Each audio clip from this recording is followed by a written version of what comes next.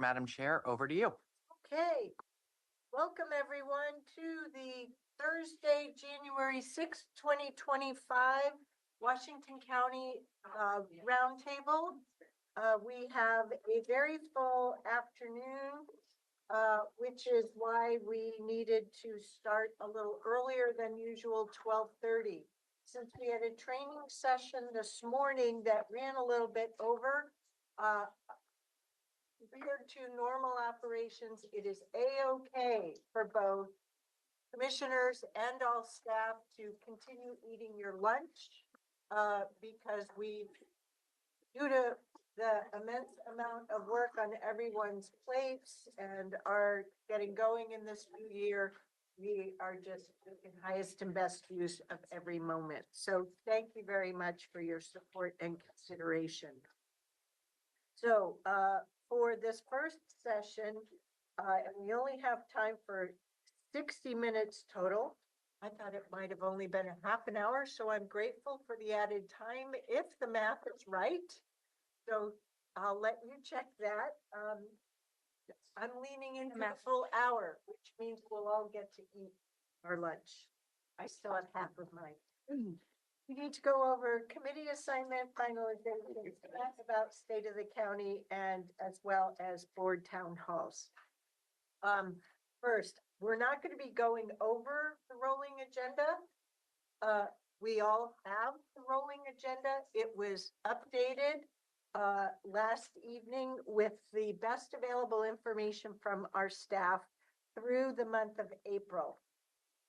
As we are a new commission, I'm going to make a few comments for the benefit of all of us, but being the new board that we are.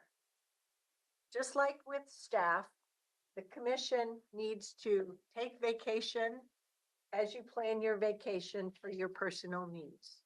What we need in order to be effective as a One Washington County team is to know when those vacations are. Similarly for business travel when they are, which is why there's a row in here called BCC out of office. We also have information here with regard to the ICMA work that Tanya Angie does, our county administrator, with our full support, so that we have an easy resource to reference that, knowing full well that she tries to book those trips to minimize her time away from the office, which means she's very brave leaning into very late night flights, early morning flights, red eyes, things I cannot physically do myself. But also she is always available electronically. And if in the odd chance she is not, she lets us know ahead of time, but we always know who the ACA on present is. So we're very well served. Just a quick reminder, next Wednesday evening, January 15th,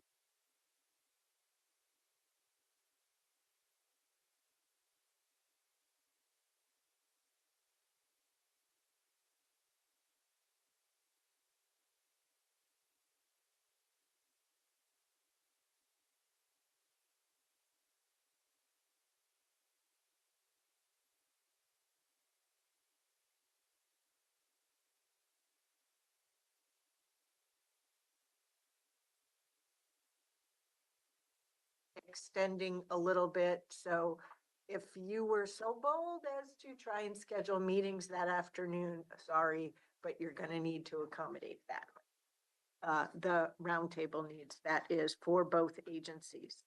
That's all I have to say for the month of January, because we have more time, enough meetings to sync up beyond that. Okay. So enough said on rolling agenda stuff. Committee assignments finalization. This is where I need to recognize the moment and relax a little bit, because I thought I was going to have to speed through all this stuff in a half an hour. We have a little bit more time. Whew, great. I want to thank you all in advance, as well as Grace Zarpak and the other staff assistants, for ensuring that we have a good list of the external boards and committees, and I managed to only print one side. Okay, I'm adult. have No, one. Kevin's gonna get me one.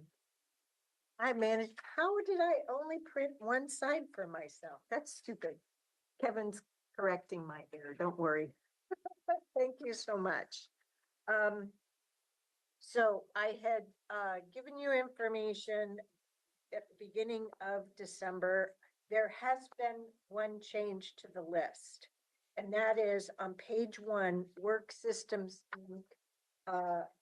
For the first time ever, I received the actual agreement on that, and we have an alternate position there too, which is why that's highlighted in yellow. That's the only piece of new information. So the request was made of you to indicate which ones you're interested in. If you have any thoughts on other commissioners to assign, and this is the collected data as Grace has put together.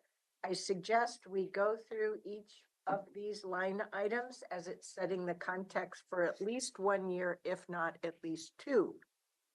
Would save us time beginning of next year since we'll be the same board formation. Grace has helped me use the color orange to highlight those where the assignments are not yet clear at this moment. So they all warrant discussion, and let's try to use the next 20 minutes for that discussion. Ooh, that sandwich looks good, Commissioner Willie. I need to know what to order in the future. Oh, that's it. Breakfast, Oh my breakfast, God. Sammy. Oh, okay, great. I got the barbecue one. Really tasty, but That's really good, messy. too. Yeah. So anyway, sorry, I digress. I'm just eyeing my cookie over here. Okay, so from the top, the Association of Oregon and California Counties, you'll see this has flagged blue. Blue means there are several that are seemingly more district relevant or are actually commission district relevant. So thank you, Jerry, for leaning into that one. Any further discussion on that one? Okay, next one, Association of Oregon Counties AOC Board of Directors. This is one I would like to continue doing. Everybody okay with that? Okie dokie. The Ledge Committee that goes along with that same position. Keep a hold for the moment. This is where Commissioner Tree served as the AOC District 8 Vice Chair first, then as Chair, which meant that she had presence at least the Ledge Committee and the Finance and Membership Committee as well. The rotationally will be expected to have a vice chair no later than, is it next year or 2 years? Next year. 2026. So have that in your mind for next year. It's 2 years. Oh, okay. Oh, that's right. It's a 2-year serving. Got it. Okay, I terrific. always forget that. Yeah, so do I. So that's why we have great staff to back us up. Columbia Pacific Economic Development District, this is definitely one of those positional ones that goes with District 4. So thank you, Jerry, for leaning into that again. Can I just make, I just noticed that I also sit on the AOC Transportation and Community Development Steering Committee, and You're allowed to, every commissioner in every. we don't add county- that to that. Nope. Okay. Nope, but what we do need to make Good with that. sure is where we do plan to have presence at AOC steering committees, whether or not it's consistent or ad hoc, we need to report that to GR. Okay. Okay. So for example, I'm continuing at the public safety meeting. I look at governance, no, what the heck is it? Governance, revenue, and something else.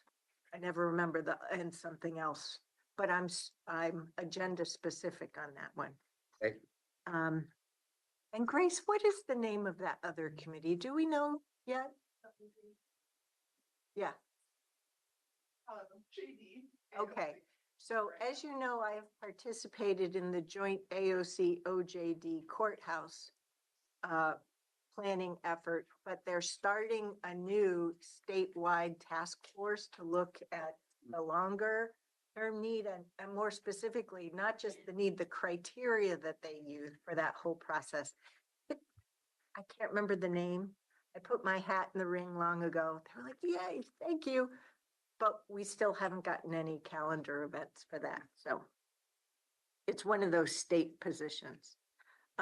Community Action Board of Directors, looks like Commissioner Snyder, you're willing to weigh into that? Is that I guess I want to just clarify, is that one where we need to have someone? Have we, I mean, I didn't see anything else on here, which made me Well, so curious. we have a general rule where we don't have presence on boards, where we may have contractual relations with. But this is one, community action is a creation. Every county is expected to have a community action, okay? And because I think of the bylaws of Washington County's community action, they have a board position. So Commissioner Treese has served on that for all 6 years to Are you date. ready to? Yes. Okay. And Yeah, it's a good, Well, I didn't mean that to be. I'm happy to have, Pass the baton. yes, yes. Just for content, for community action, it's not just Washington County elected, there's other elected officials Yes. who are on that board. Mayors. So it's and- part of that structure. Yeah. as you mentioned. Yep. I will.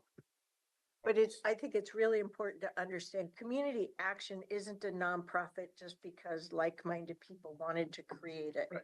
Just like counties are instruments of the state. They're community action organizations, no matter what name they go by, have to exist by virtue of ORS, just like local public safety coordinating councils. And I can't cite the ORS. And as we go through this, I say yes. I think that we've got so many blanks here that we have to be a little flexible as we look through this too, Jason. Sure. CFTLC, thank you, Commissioner Willie, for once again leaning into your area having. District 3 has forest lands too, but not state forest lands. And so there's 3 of us to have forest. Anyway, blah, blah, blah, blah. Move on, Catherine. Thank you. Explore Tualatin Valley Board of Directors, previously WCVA. There is a board position on this. I have done it for 6 years. It is a fun board, so I didn't want to be selfish and claim it. Yes, I'm more than happy to, but seriously, it's fun. What about tourism is not fun? So we don't have to decide now, but so are you ready to step off of that? yeah, that's why I didn't put, That's what I thought. Okay. yeah. Do you want to just circle it and we come back to that Yeah. in the roundup? Okay. Chair, can I just add context to that one? Yeah. This upcoming few years is going to be important in the near future. A new, an updated agreement will be coming up to your, in front of your board, which will include enhancing our partnership with WCV or ETV. Sorry, I still haven't made the name switch. To include sales and marketing of West Side Commons. So I just want to put that out there in. County-wide asset. Yep. And have I said enough? It's fun. They meet at least quarterly. And I mean, I don't know if we want to just resolve it now. I am willing to, We'll put a check mark, Okay. but we're gonna come back to Yeah. solidifying everything right. Okay, Greater Portland Inc. May I make a couple comments about this one? Yeah. So I've done a little bit of research here, and I start this comment by saying I was actually one of the founders, if you will, of GPI because it was the combination of the organization that I worked for.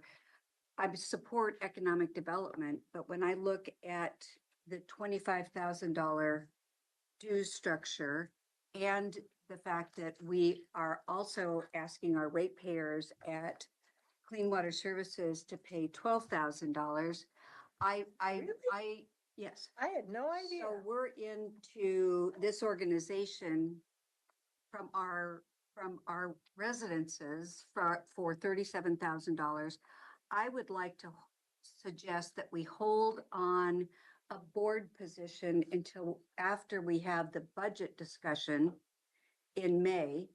And I also talked a bit about it to Jerry and asked if he would be willing to sit for one more, their board meetings are quarterly. If he'd be willing to sit one more board meeting so that we have the opportunity to discuss it. We don't have a board seat if we go lower than 25,000. So I'd like to understand what the importance of the board seat is.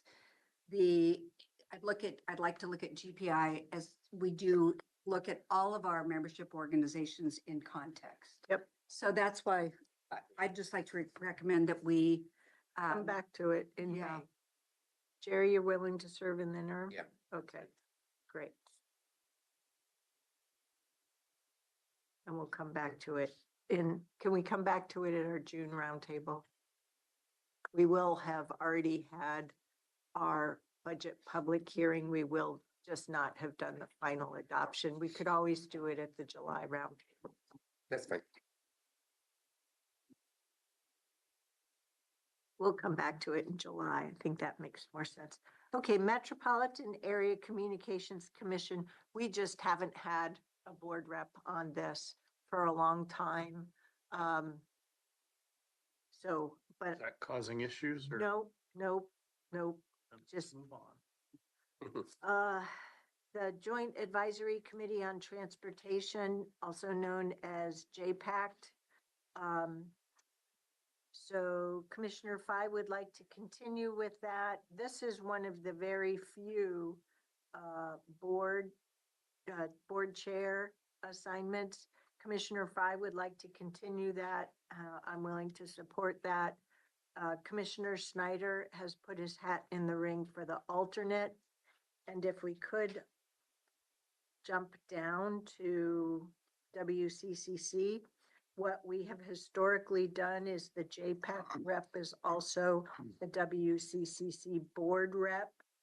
And so that's why, Jason, I think you had maybe expressed interest as a WCCC rep, but I wanted to explain our historical touch points there, and suggest Nafisa and Jason as rep and alternate in those cases. So that's it for first pass. Well, under this schedule, it says that Nafisa is the alternate. Mm-mm. No. No, What's that say right there? It says Nafisa is self X and Jason is alternate. right here. Here and here. I think I actually You're put looking at- myself as you're look- alternate for both. Like, I don't think I said, Down here. I know they go So together. three from the Okay. bottom. I may have Okay. misentered a line perhaps, Sorry. but maybe not. So are we all looking at the same thing? And I used a ruler in my office, so Yeah, I was on the Isn't wrong it? line. But yeah, anybody needs another piece of paper, let me know, because I have more than I wish I had. Anyway, okay, so MPAC. Hello, people. We need an MPAC rep.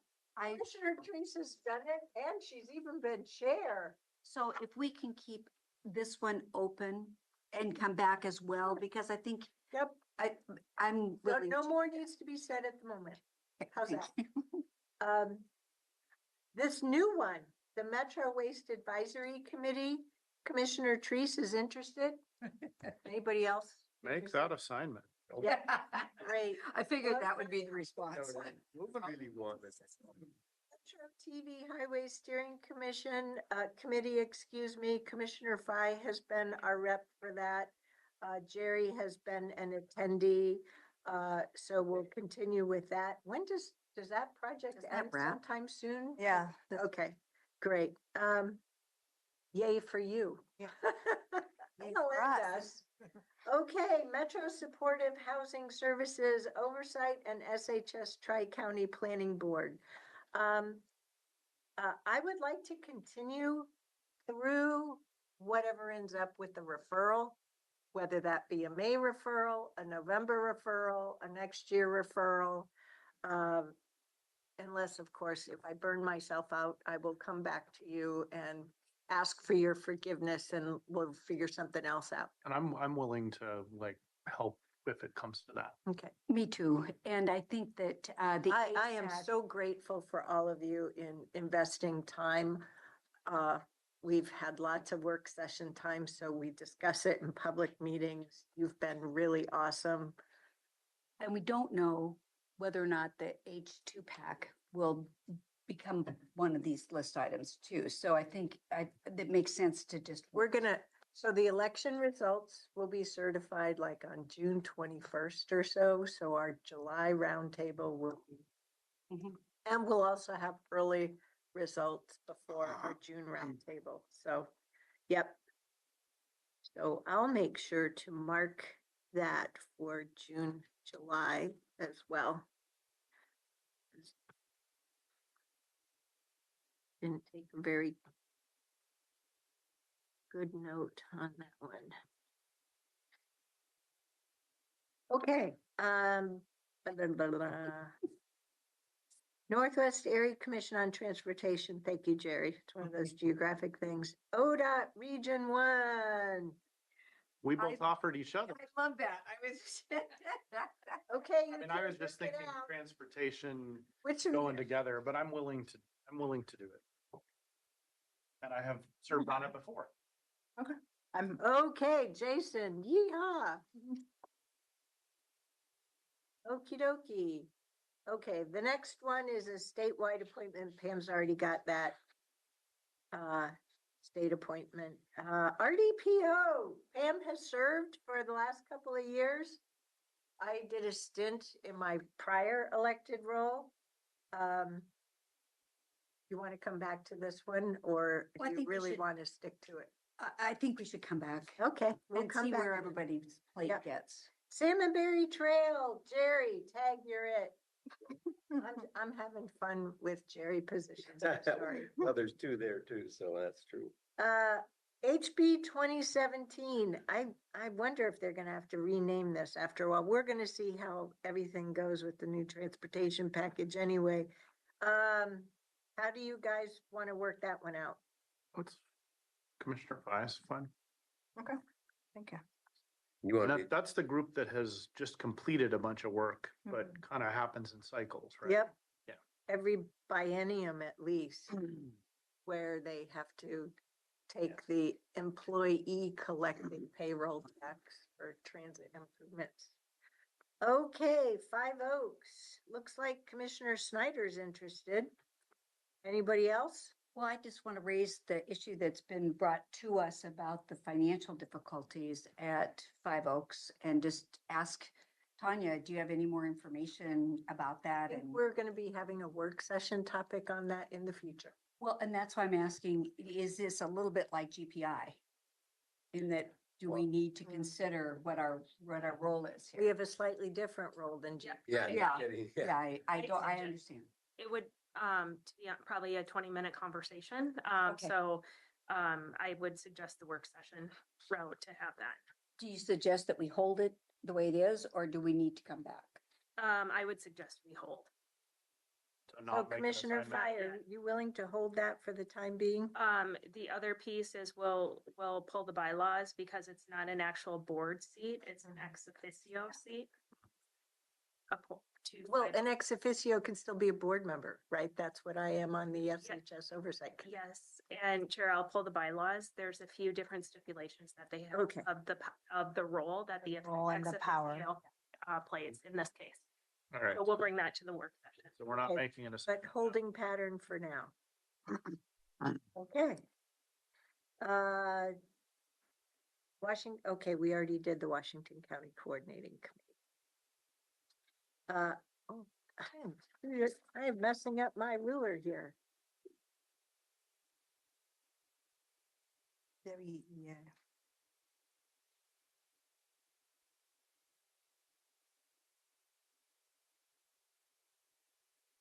I think I had expressed interest in that. West Side Economic Alliance is next. Yes, So did, I'm pretty sure I put myself Yep. as, I know it doesn't reflect on here, but I had noted Okay. myself. thank you. And then Work Systems Inc., Pam has expressed interest in that. And then there's an alternate. I'm happy to be the alternate. Thank you. Sounds good. Okay, do you want to do this next round on the front page, or did you want to come back to everything in the entirety? I think we need to go through the entirety because Enough said. I'm not trying to cut Oh, I you know. off, sorry. Okay, so the next page are the ones by virtue of our boards and committees. And please note the item at the footnote at the bottom. Community Development Block Grant, this is marked green because this is one where they deal with money. And also a big 5-year plan that we as a board approve. There is a position and an alternate. So we'll come back to that. I've done it for 6 years, so that's why.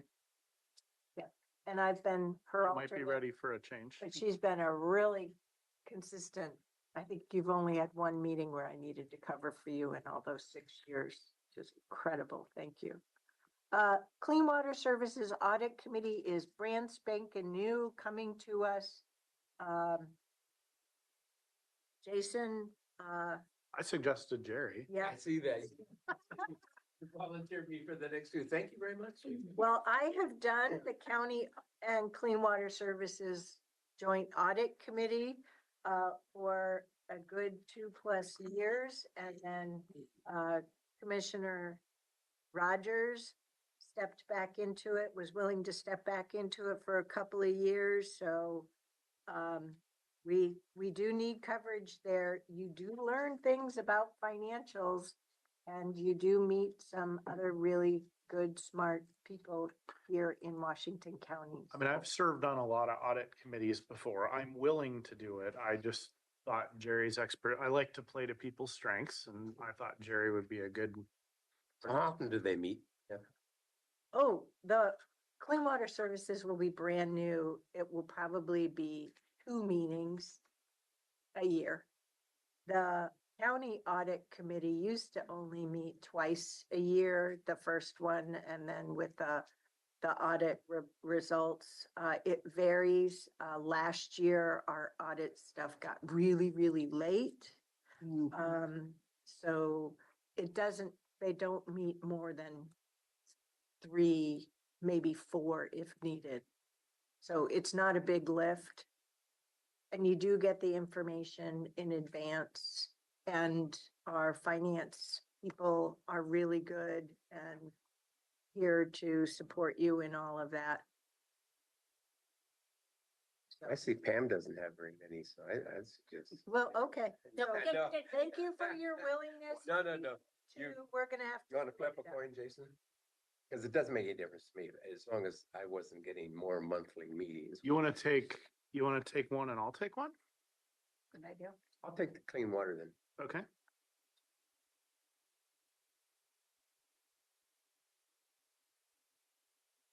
Alrighty, thank you very much. Fair Board, that's really kind of geographically relevant. Thank you, Jerry. Fairgrounds Advisory Committee, I've done it, you meet once a year, really easy lift. It's about essentially the allocation for annual maintenance. We did all the big work with back in 2019 through 2020 with the master plan. Now it's in our hands to figure out the whole CIP financial strategy and all that. It's a small lift. I'm happy to do it. I'm happy to do it too. If you, how many, you've done it for a while? Yeah. Yeah. You might want to think about your load. I'm hoping you'll take some of these others, Jason. That's all. Oh, I'm well, hoping- so you, okay, well, I'm willing to. So we'll come back to it. okay. Yeah, yeah. Local Public Safety Coordinating Council, this is where we have one position. Jerry has been it for 6 years now. I just attend. So it looks like there are 3 people who are interested. So what's the deal? Yeah, it's a package deal with the, also the next one, the local PSCC Juvenile Justice Subcommittee. So it's 2 meetings, but they do tie together. They're very informational. I enjoy them, but I've got enough, so I'm more than willing to give them up. And if I want to attend their public meetings, I can attend. Okay, so Jason and I then left. you're each just willing, and we will come back to it when we look at the load. Rural roads. Okay, I put Jerry Willie and Jason Snyder because you're the districts that have the largest area in addition to mine, for rural roads. Jerry self-identified. We've been doing it for 6 years. I'm gonna relieve your pain. They are at 7:30 in the morning in person. Mm, So I will be glad to continue the role. okay. Oh darn. I'm not stepping into a 7 a.m. meeting, so. Jason's gonna Catherine leave his just house went. at 6:30. I don't want to impose that, and considering I'm like 6 minutes away. So Okay. That's fine with me. Thank you. Whoops, I circled it wrong. Okay, Urban Road Maintenance District Advisory Committee. This is one that, actually 4 of us have. Your district has a little bit of UUA in it, but primarily it's, Commissioner Fye and Commissioner Teresa's district. I'm happy to stay. I think it's important to note, though, just at the meeting yesterday, it's unlikely that we'll have any money to distribute. So I don't know exactly what's going to happen there. So, but I'm happy. Did you to spend stay. all your money? No. Oh, this is where, remember, the pavement condition when we ATI. started in 19 was so high that given prior board changes, they had more money to put towards sidewalks and other non-street pavement improvements. But now the pavement condition need has escalated, which means there's less to allocate over. Oh, I see. Okay. And the cost of doing that pavement work has also. It's a great group. In fact, they're going to be testifying and providing us a letter in their support of what's happening, which I think is really cool. Yeah, but nonetheless, we do still have to have a rep. I agree, and I'm happy to do it. You okay with that? Yeah. Okay. Okay. WACA. This Oh, is another, Sorry to interrupt you, Chair, but to go back to that last, the urban road maintenance, it does need an alternate, so, right? no? I've been Commissioner Teresa's alternate, right? No. I- Is that the impact? I'm confused. Okay. I think it's impacted. All right. Staying corrected. WACA. This is where in prior years, we didn't have the bandwidth and Aaron Calvert as ACA has handled it. I don't see any reason to change that. It's going well. Yes. And it could be delegated to other a relevant department.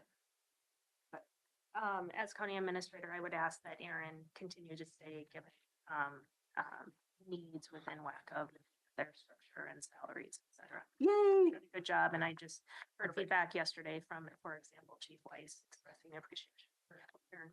Thank you. Great. Okay, Acre.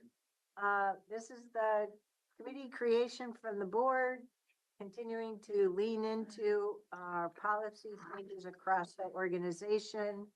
I've done my stint and appreciate that. So we've had 2 positions.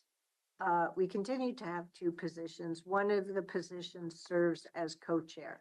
So Commissioner Treese has continued and has been serving as co-chair, and Commissioner Willie has served as the other rep. And Commissioner Treese wishes to stay as co-chair. Is that I what's think it- indicated here? Mhm. I think we need some continuity. Mhm. I didn't want to presume, Jerry, that you wanted to stay, so that's why I asked if you were. still I guess considering my numbers, I would like to put that on pause. I've Yeah. still Okay. got a pretty good number of committees. Would that be, would the rest of the commission think that'd be a good fit for me? I do it. I think it'd be good just because of your, it gives you an introduction to a lot of our DEI work that Mhm. we started back in 19 and 20. And so it's really, it's a very engaged group. So, And Nafisa is on the internal group. Internal So one. just so you know that Okay. there's. This is, yeah. Okay, Council Creek, that's still going, right, Jerry? it's pretty much on pause right now. That project actually is going to outlast me before it's built, which is like 27 or 28, It but started before you. yeah, I did. It takes a long time to build these trails, even if you have money. So yeah, we'll just stay in that place. But the elected official steering committee is still needed for the detailed design and construction question mark? Or is it a matter of? There's funding? still some decisions that need to come back around on that we'll have to address, right Heck, now. you're it, it's geographical. Okay, yeah, no, Unless you don't want it, and that means I have to step into it. yeah, no, I'll keep that. That's Woo-hoo, thank you. North Bethany, another very specific one. Pam, thank you, thank you, thank you. Okay, now we're getting into three internal ones. Public Safety Levy Steering Committee. This is where we have two liaisons. Last year it was me and Nafisa. Who's interested now? Looks like Nafisa and Jason. Going once, going twice. works for me.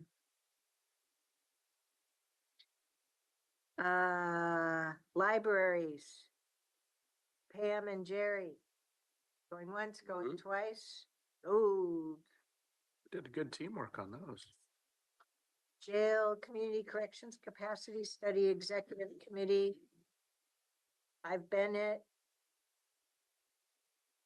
Is there a need to have an additional person on that? No, okay. Are you comfortable staying there? I'd like to. Yeah, I agree. Okay. Okay. So I didn't do a very good job of using colors to my advantage to know what we're coming back to, but you'll help me. So open, we still have, okay, so is everybody taking a sense for themselves? Mhm. So you can figure out if you potentially maybe oversubscribed or not.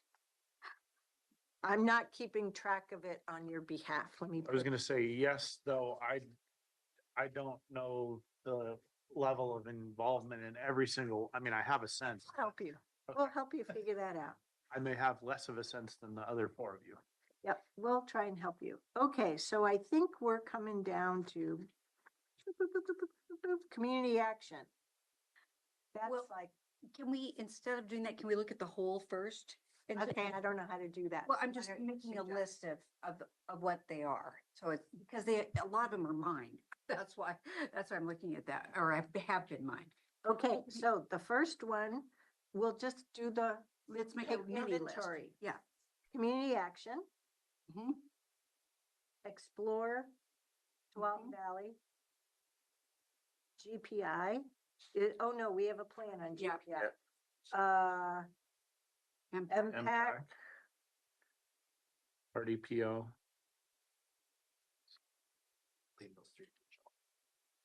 and PAB on the next page.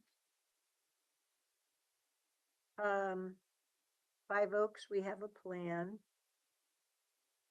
We did the alternate on work systems. Okay. Community CDBG, we said we'd come back to, right? The PAB, right? Oh, Yeah, okay, PAB. I hate that name. I do too.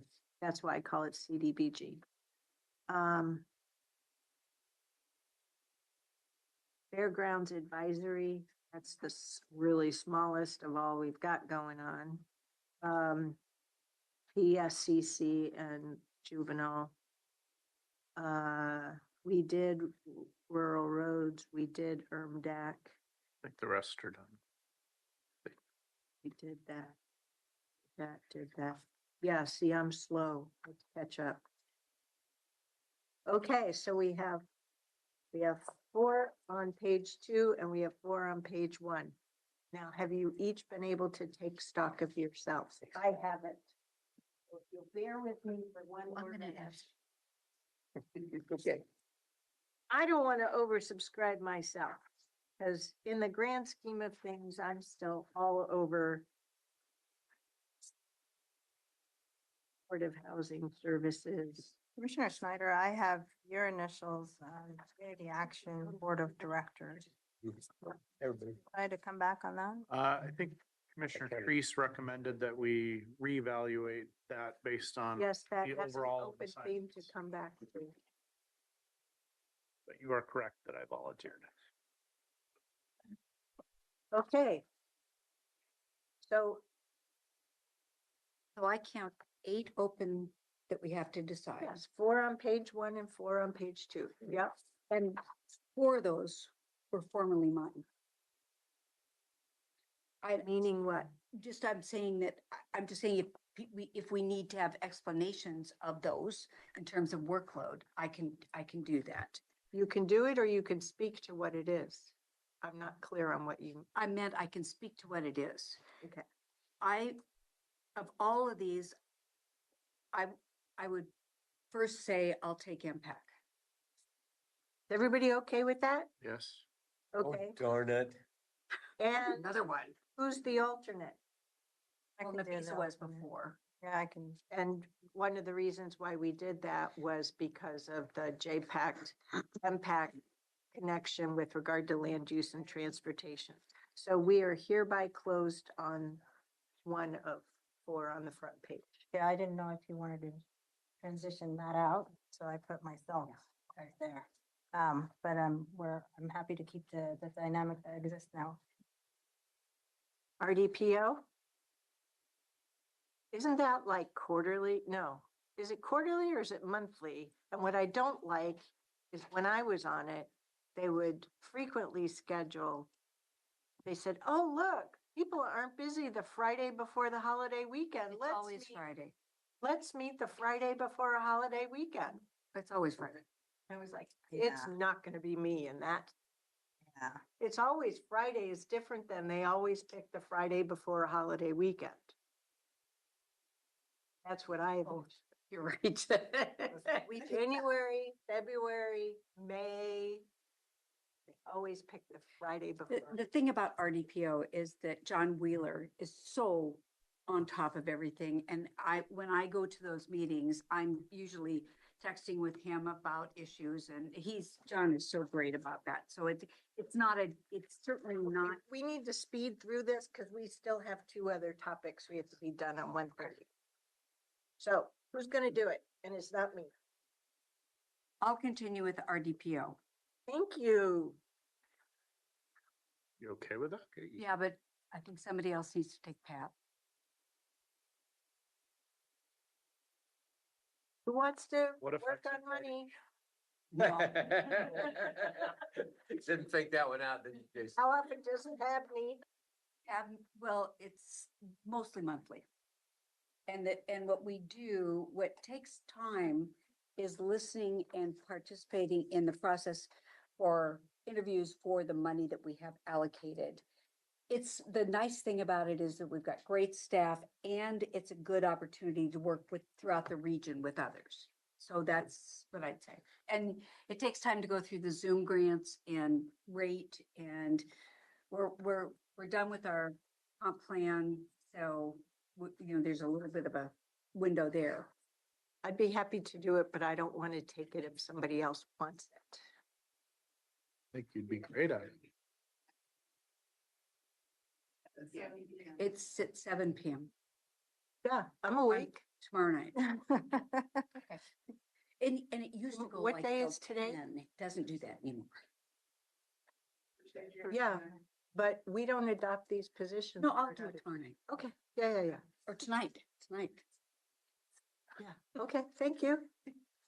and I'll be Okay. your alternate. Okay,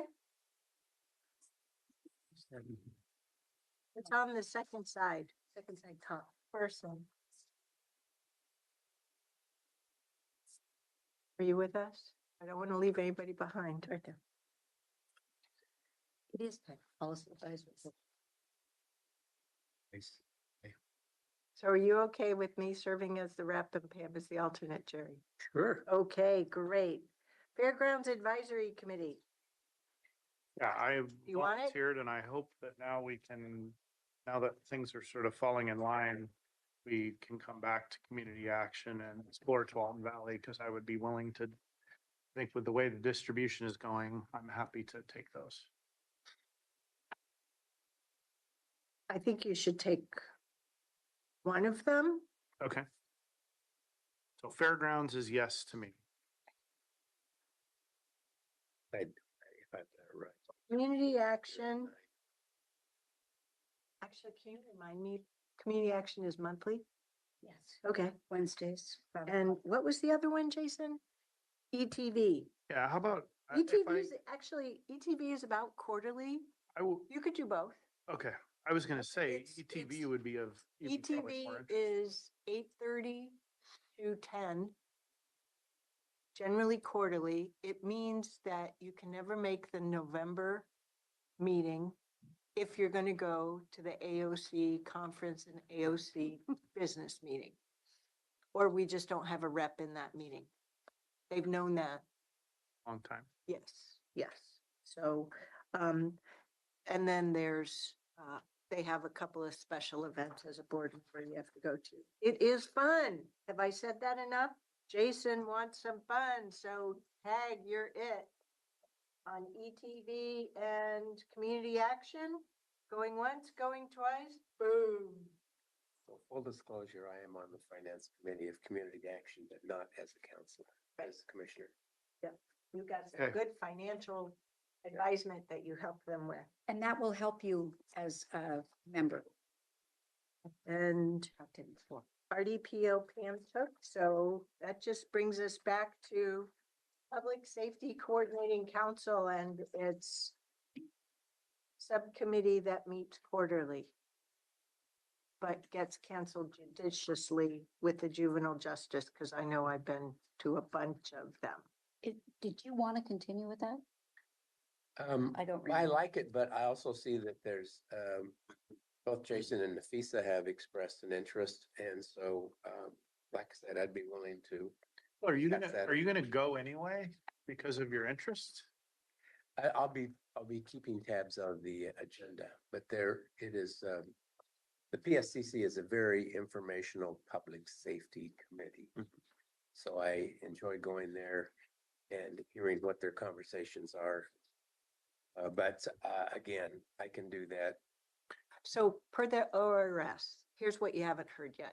Per the ORS, we have to make a stop to the council for certain grants and plans that go up to OJD and CJC, such as the community corrections strategy. It does come here to the board as well, but that's part of the commissioner is supposed to represent the value of that, and also in making sure that PSCC is mindful of what the board is doing for public safety, what our challenges are, and a lot of that goes to the white paper that we worked Mhm. on with our really truly excellent staff. And then they'll weigh in on the public safety levy referral. They are also the lay people. They are really are interested in advocating for the Washington County state ledge agenda with state legislators. So you have an opportunity to help them lean into that moment with, of course, support from our staff too. Commissioner Fye, you have an interest in this as well. Yeah, I'm happy to let you have it if you're keen on having, I noticed that you wanted to, the Youth Justice Subcommittee as well, or? I'm Yeah, happy they to go tag team. together. They go together? They go together. Okay. Yeah, we test it out, or- Commissioners can always attend, I have- but Is that okay with you? With me? Yeah. Yeah, that's, I knew they were a package deal. Also, I think it's a good fit considering that you're on the Public Safety Levy Committee. That's true. All right. And I've been attending here and there, so just based on the agenda topics. So Okay. I All right. always pop in. Okay, we're done.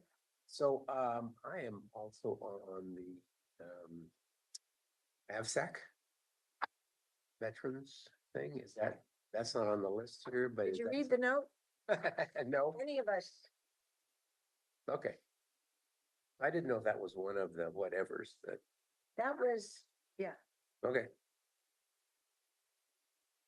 these are ones we Okay. absolutely need reps for. Uh, Just about every department has created boards and commissions where they would love board reps versus absolutely needing board reps. Mhm. I see, okay. Did we get to the alternate on work systems? Yes, Nafisa. That piece. Okay, I missed. In all of that, I I'm missed. gonna call time on this because we gotta move on. Hmm. State of the county proposal, and Philip, I neglected to follow up with you.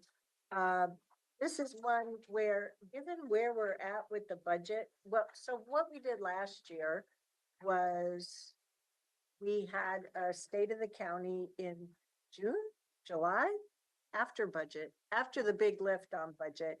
It's a means to get our story out.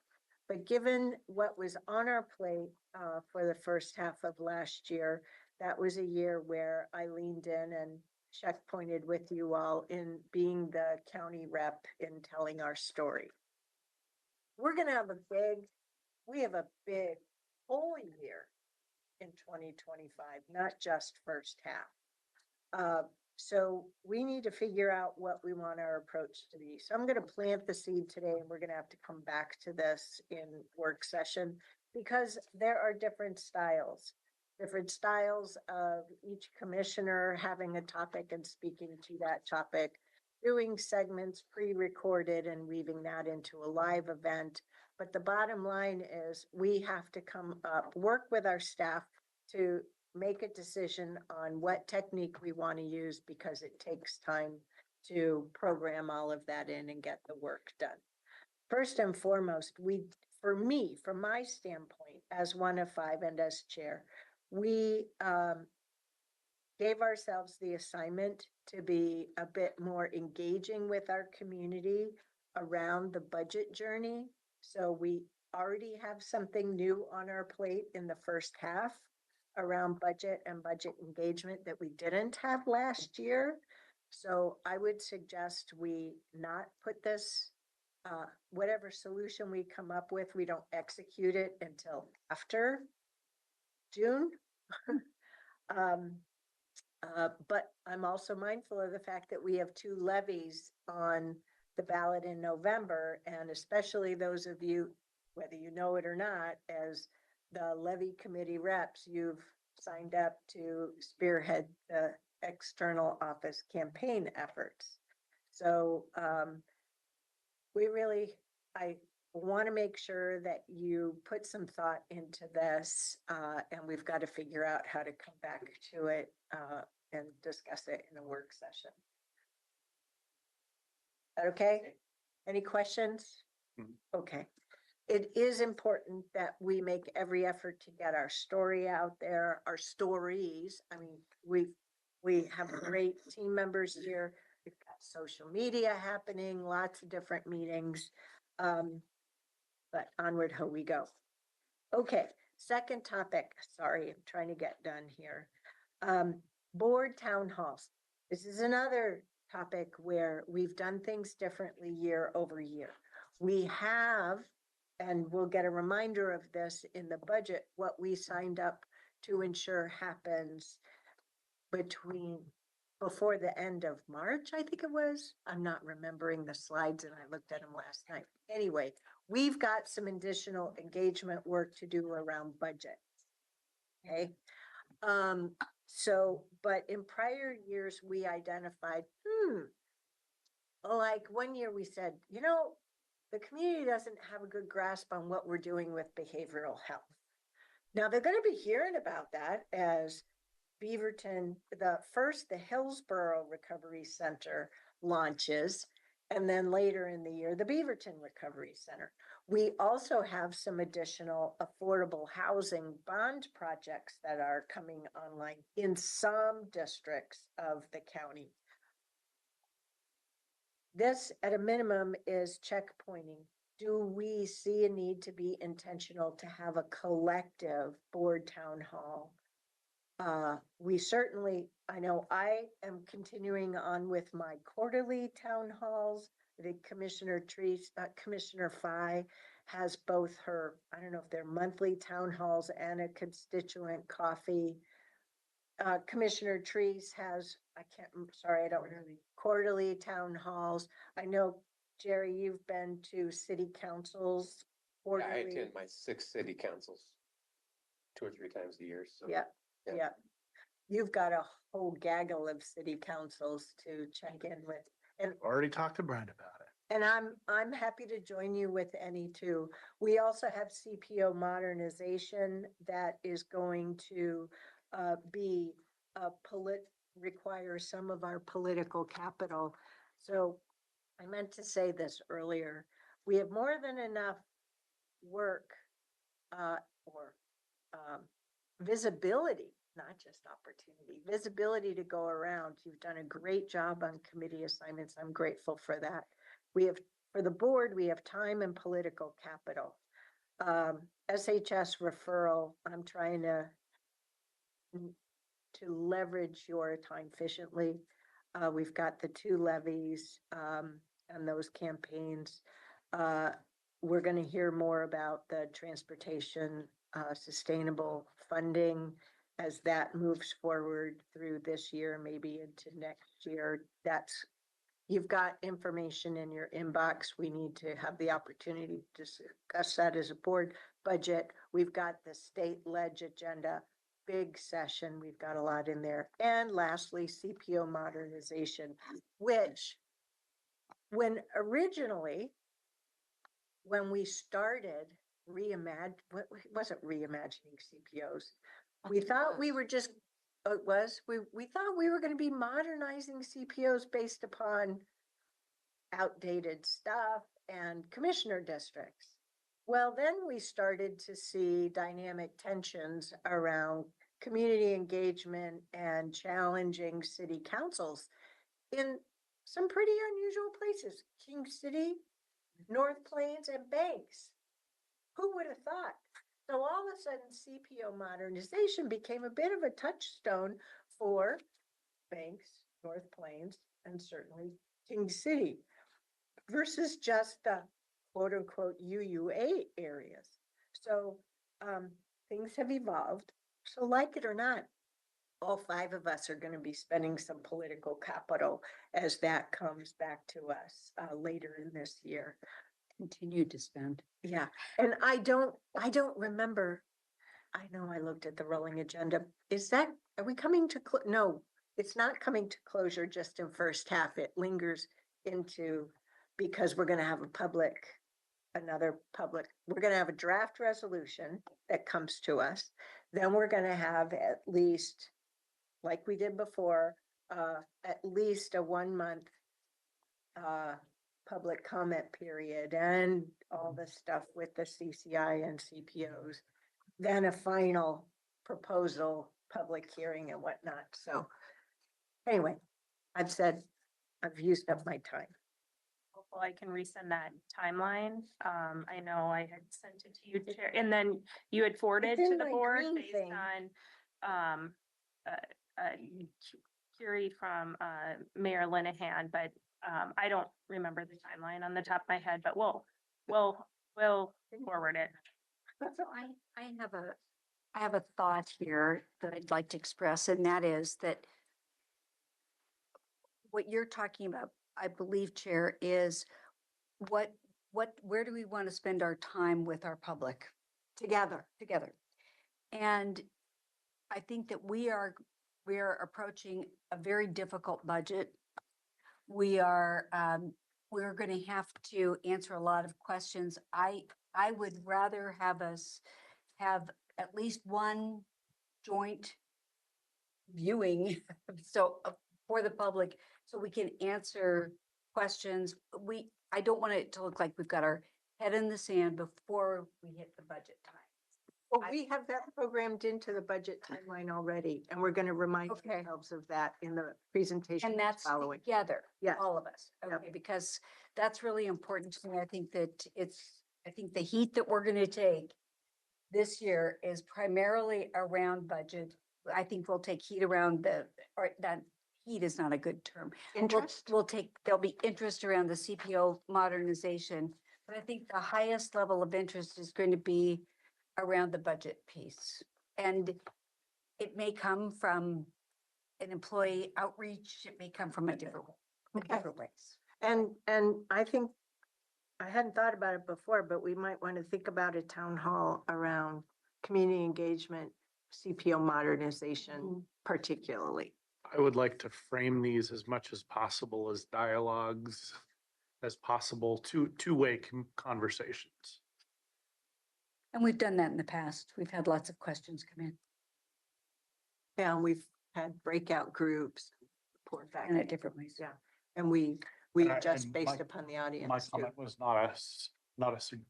it was not, Criticism. not at all. I just want to make sure that Yeah. at least that's how I want to be framing them. And we could actually do some out of this building as long as we Mhm. have a big enough place that can also do the recording. So, yeah, cool. Okay, as a starting point, Yes, thank you. great. Yep. Okay, you'll also notice the rules of procedure are in the packet. We're going to have a work session on those. I know I have ideas and topics, and so I'm going to go over some of them with Courtney, myself. Some of it, I personally wonder about how much we need to actually put in writing as opposed to having a common unwritten understanding about standards. This is a conversation that's gonna come up in the future. Yes, Okay. but at a minimum, I want to make sure our rules of procedure are on the same webpage as the adopted charter, outside of using the tool Muni code, which our lawyers love. I'm not that much of a geek. So you can find these documents as standalone PDFs also on our website. How far out or do you have this scheduled as to when we're, like, What- or approximately? What did we have in the rolling agenda? Does anybody remember? Is January 21st in the morning, scheduled for a half hour. Okay, thank you. So it's our starting point. Okay? Thanks. Cool. So bring your ideas that day, and if you want to bounce your ideas off of a staff member or with Courtney, please engage there, being respectful of staff time. That's all I had for now, I think. Kevin, nothing's really changed. Nothing has changed on the roundtable plan other than we have solidified that we are having the March 1 versus not. So as usual, roundtable days are roundtable days, full days, until we actually have the timing all figured out. Any questions on that? Okay, 1, 2, 3, go. I'm 5 minutes late. We can move on to the next topic, the CAO Quarterly Management Report, and I apologize. I'm now going to finish eating my lunch.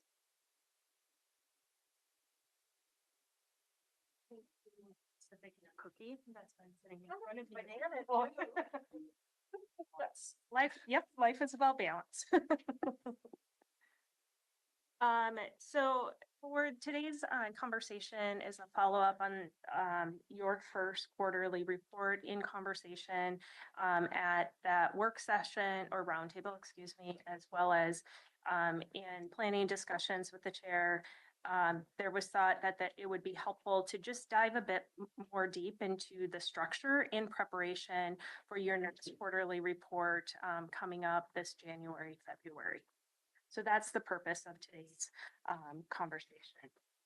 So to recap what the structure of the quarterly report contains. So there's an opening message that is from the county administrator. There's a recap of the organizational cross-functional goals. There's focus areas or initiatives. So these are major, like maybe new or ongoing focuses or initiatives, or maybe something new that has happened within the last quarter that is of note within our five primary areas of government. And the five primary areas of government are connected back to your strategic plan update. So I want to just underscore that the quarterly management reports are meant to connect back to that strategic plan update. And then 4 is a department level work plan dashboard. And I think that's where some of the questions came up, like, how do I read this dashboard? It's the first time that we've seen the dashboard. And then there's a closing comments from the county administrator. So let's dive into understanding how to read the dashboard. Within the dashboard, the status is a qualitative indicator that helps clearly and easily. The goal is to clearly and easily, I want to say, communicate the deliverable that's advancing and performing through the deliverables life cycle. And so that's these are annual work plans at this point. So it's looking at the 1 fiscal year of tracking. And so across the bottom, and I'll dive a bit deeper into what the colors and what the bar refers to into how to interpret the dashboard. So when you see green, and this is a typical stoplight kind of indicator, green is that the activity is going according to, or in some cases, maybe it's ahead of schedule. Yellow is a bit off track. It's ongoing, will completed. So it's just that cautionary, yellow is kind of the cautionary color. Red is can be called blocked. Something may have been disrupted. It could have been, maybe we had a staffing turnover. Maybe there was a new priority that came about, but saying that we are behind what was the originally anticipated schedule for that initiative. Blue means the initiative was completed. Yay, we're done. Blue. Black is it was discontinued. Sometimes during the year, there's an activity that may have been originally planned for that's discontinued partway through the year. And then purple is upcoming. So we haven't started the initiative yet. It's upcoming for in the future quarters. And then gray is pending. There's been no action, hasn't started. It's just maybe it's dependent upon another action within the work plan to start first. Okay, can we pause here? Yep. Whoever is on vibrate needs to turn it off. First off, somebody is on vibrate. Secondly, more to this dashboard. What is missing for me is there are those things where there's off track, and that's fine, but there's not knowing when will a new plan of record or POR be established, right? Something can be trending off track, but we need to know. Here, do you as CAO view that as acceptable, or will the plan of record be updated and changed? Can I come back to that in this slide? Oh, here's the problem. Okay. I love the narrative in the opening. Yep. But we don't get an indication through this narrative of the status for the things that are uplifted through the upfront opening narrative, essentially the executive summary. Right, there's your message, but then there are the cross-functional goals and the assessment. And so that's the part that's missing for me because, sorry, but this tool may work for you guys. It doesn't work for me. Because we're gonna get a PDF of this and it's too hard to figure out how this relates to this and how you're holding your staff accountable, right? I'm not looking for us to hold your staff accountable, but we do need to have evidence of you as the county administrator holding them accountable to the plan of record that the board has either adopted or is on the journey with. So that's the part that I'm struggling with. That's fair. So I want to just underscore, we have had one quarterly management report. So the feedback, and Jared appreciated the conversation that we had, just in our check-in reviewing the dashboard, because this was our first shot at it. So what I'm hearing from you is that plan of record within the narrative, and also, and I did switch to the screen because I think it's helpful because it's the illustration of, and I'm pointing to you because you had lifted up the dashboard. So where, if there is a change in the plan of record or a change because something was delayed, maybe funding fell through, maybe we had staff turnover, it could be other things, that would be included where it says last update, there's next steps. So that plan of record would be reflected there. But I need this narrative part to only uplift those cases where there's either you think as CAO, there is really good green stuff to uplift, done stuff to uplift, or there's highlighted changes. Okay. Yep. That's the helpful. Part that's missing for me, so that we know our CAO and the board are in alignment. Okay, I hear that feedback. So I may not it's, have described that. no, that clearly. I appreciate you clarifying because that's a helpful clarification. Okay. So within the dashboard in the next few slides, and I'm not going to spend a lot of time because the colors reflect the previous slide that I had just walked through. I'm going to instead talk about some of the learnings that we had. Some of the learnings that we had is within some of the narratives, there were differing kind of lengths of narratives, staff time putting into the narratives. The county administrator direction to departments is to keep the narratives brief. Staff, in some cases, I would say went beyond that. And in some cases, it was probably a little lighter and may have left to some questions. And so that is feedback that we've delivered to the department directors, some asks. So you will see continued improvement on that kind of consistency within both the updates column as well as the outcomes, which are at the heading of each of the categories.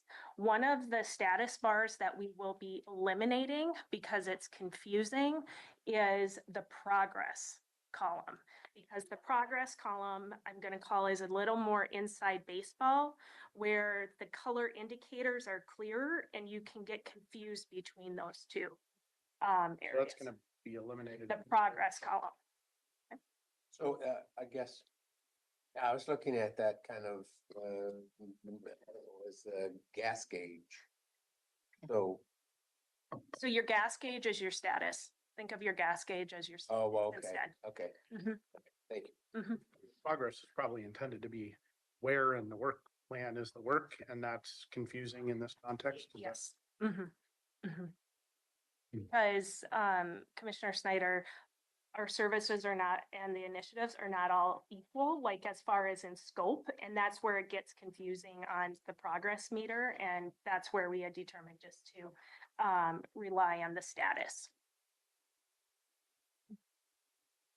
So I assume you guys are still using that internally. we are. And these are just for your reference, just once again, different looks at the indicators. I did have this slide. I just want to update it again, uplift it again. In the last presentation, we are a learning organization, and this is real-time learning with you, board, making sure that the quarterly management reports meet what your expectations are. And then also we are iterating as we work through this process. So diving a bit deeper into what we learned, because as a reminder, this is the very first time that the county has had county-wide reporting on initiatives. Okay, so I want to underscore though, that does not mean, as you know, our departments don't operate with work plans. They monitor progress very frequency, but we have not had a one Washington County approach. So what we're trying to figure out is what is that right scope and scale as we move forward. So departments had reported value and standardized process of organizational work planning. They appreciated the One Washington County approach, learning from each other, understanding in a different scope what other departments or areas were working on, maybe opportunities to leverage some of those like initiatives from an efficiency and effectively. Cross-departmental learning, just as your board does through your board meetings and training, our county leadership team does value that shared learning environment. And then also being able to track and communicate in a new way organizational-wide goals and initiatives, or see where there's maybe connections that we didn't see before because there wasn't that communications means for reporting out. Some things that our departments had reported struggles in is complexity of the reporting structure. Number one, it was new. Number two, we have a new system that we're learning together on top of current workload. And really balancing that workload with the continuing, and department directors are already thinking, how do we right size this with our continued budget reductions so that we are focusing on delivering core services and reporting out progress, but there's that balance. And at the same time, we have significant transformational initiatives occurring within the county that for a department can feel like an add-on to their current work in delivering services to the community. So ERP, yes, we resourced it with overfills, but it still is one added item and to be focused on. We are working through the process of creation of the first time ever Washington County job description. So that touches everyone throughout the county. We are going through COOP planning updates. COOP is the continuity of operations plan updates. For some areas, this is their first COOP planning. Well, not many, but like larger departments have had them. But if you think of staff turnover, as we've seen general attrition in all workforces, we have to like take that time to focus on COOP. That could be something that we set to the side, but we cannot anticipate when the next emergency is going to hit. What is the acronym? COOP, Continuity of Operations Plan. So connected to emergency. You don't need to say it more. I just Okay. know the acronym. Thank you. Yep. But boy, did we learn a lot having a pandemic, right? And I think we all did. yeah, Yeah. avoided. And The kept org- the roof fail. And We're really proud of how the organization pivoted in all aspects. Now, I'm not nuts about bird flu making the leap over to people. So, I'm not. stay in your lane, bird flu. Stay in your lane, bird flu. Stick with the birds. So there's the other, what we call emergencies that may not be seen as visible to the community, such as a couple years ago when our website and many of our systems went down on election day. And having continuity of operations plans from a technology was significant. So there was after action, which included emergency management in that process, but that's all linked to COOP planning. So there's that continuous operation. So we are as seamless in service delivery as possible. Could you remind me, what was the name of that cyber whatever that happened? We were in a CWS learning day. Oh, yeah. The day that crashed, right? Buck, CrowdStrike. Yeah, thank you. That's way to go, I was Courtney. on vacation, so I remember I was like, something. I was camping without a signal, so I was like, Yeah. CrowdStrike. they've got it. Yeah, yeah. Yeah. As your board knows, we're undergoing significant finance and budget transformation. This budget process is a significant lift across all departments again. And we're continuing our work on service level on inventory. So that's a lot of transformational on top of already work. So we're having very intentional conversations with, like, how can we streamline? How can we make it a lighter lift and still get to the same deliverable outcome? Also, the 1-year time frame was too confining for departments. When we may think of our budget cycle as that's the annual budget cycle, many initiatives though do not stop and start within a fiscal cycle, right? And so having a longer viewpoint so that there's also a feeling of success. So let's take the ERP, for example. Looking at the ERP just within a 1-year timeline, that what does it mean that we've achieved? But if you look at the full project and project milestones and phases, then you achieve a lot. Is that the original instructions to, I mean, is that the way this was framed initially and that was? So one of the goals is connected to budget and Yeah. tying goals to our budget process. So we realize there's just some inherent challenges. And so it's how do we? So you're gonna back off of that a little bit, like on the insistence of the 1 year Yes. budget? Yeah, Okay. and that goes into kind of the next steps moving forward. Okay. Any questions? So Jason, you're teeing up this next slide, great. So this gets into the evolution into the next fiscal year. So what we are proposing and in planning with our CLT team to evolve to a strategic approach aligned with our organizational wide priorities and goals. So on the dashboard, departments and offices set department level goal on employee engagement, development, and or support. You've heard from me and I've heard from your board the need to focus on employee engagement and development. So those would be consistent goals we would be reporting out across all departments. The organization determines a limited set of countywide goals that represents authentic existing priorities. Your board has your board priorities that are listed. I'll just go ahead. I have a question.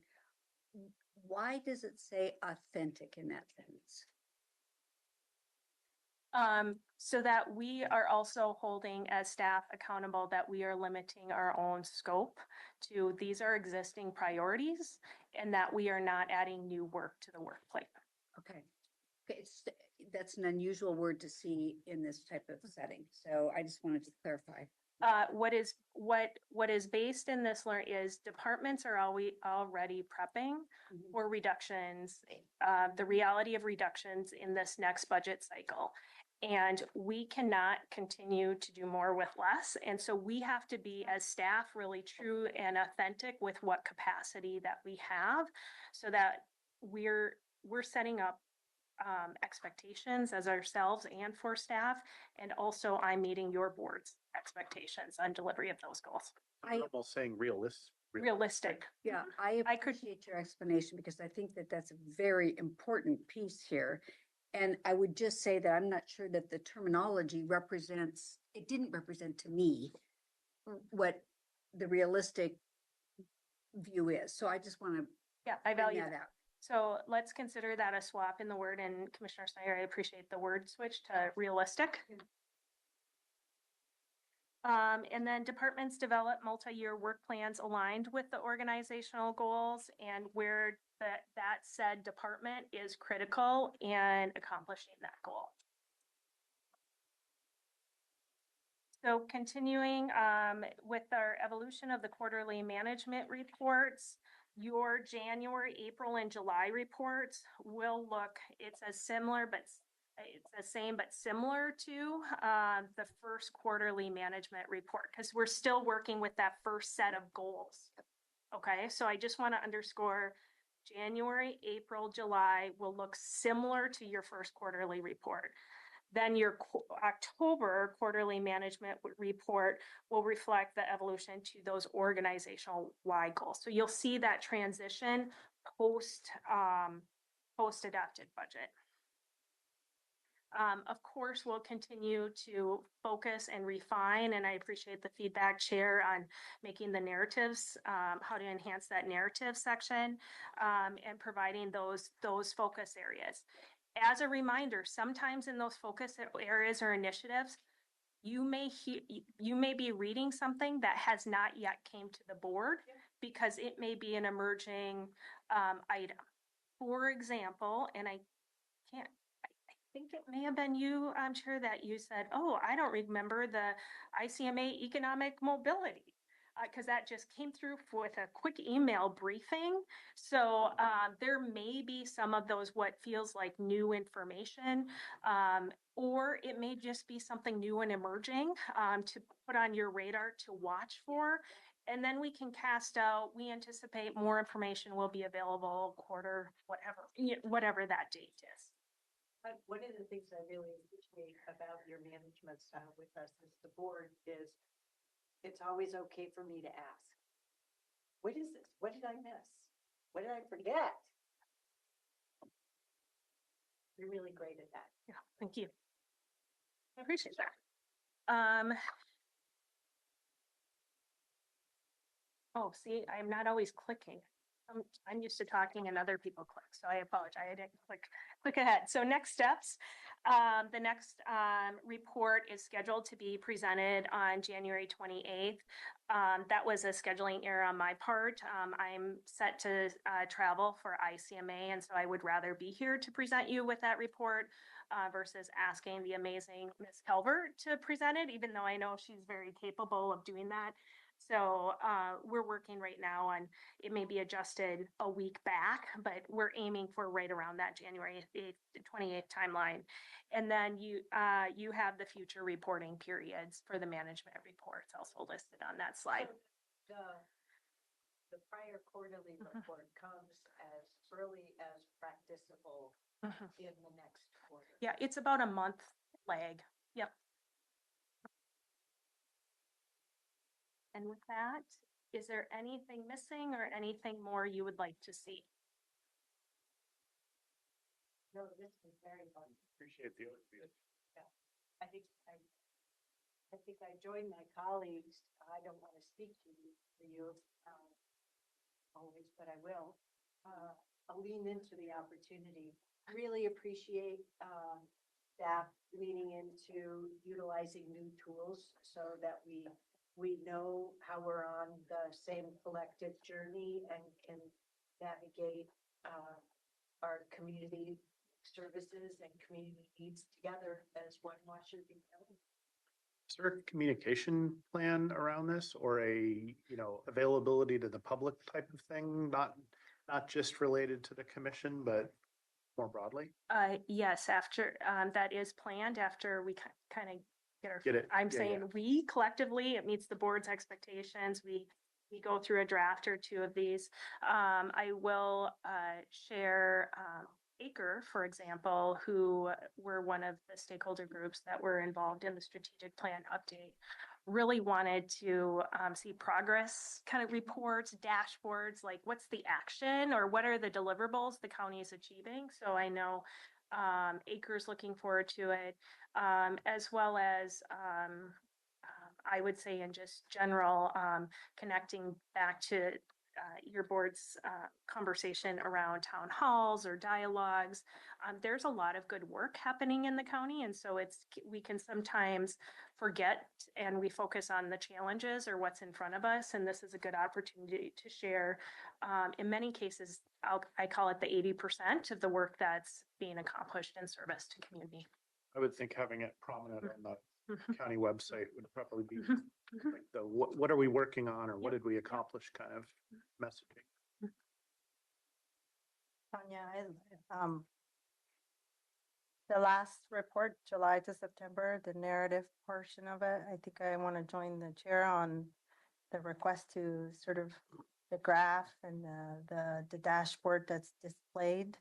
I don't know if you could workshop with the staff a different way to make that information legible in a report format, because I had to zoom in and figure out each So font- section. font And then size. I lost, like, it was quite the process actually for me to read those good information, uh, important information. Really need to put that story out there and the outcomes especially.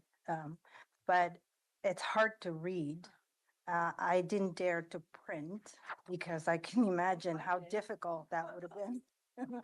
I didn't dare to print for myself because I was like, oh, there's no way I could read unless I had a magnifying, um, glass to it. So I don't know, from now to January, if you could workshop the format of those crucial, important information, I would really greatly appreciate it. Yeah. Because it's hard to read. Thanks for that feedback, and we'll try.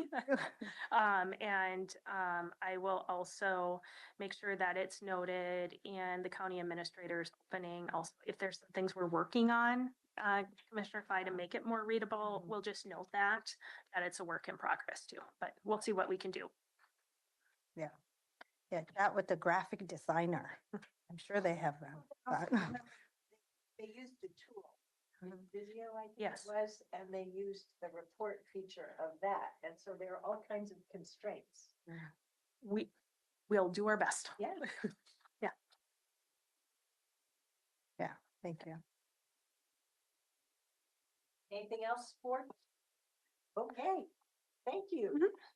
We're diving into the next topic. You went even faster on that. You Yeah, brought she's us 30 there. minutes ahead. Mm. Are we supposed So- to have a break now? Well, I think we should take a break before we get into budget. How's Yeah. that? I think that's a good idea. That's our Yeah. usual 2 o'clock break time. Because we started at 12:30. Good job, yay team. Thank you. See you back here at 20 Yeah, minutes. What? Are we anticipating this being 3 hours? Funny. Sorry. The presentation is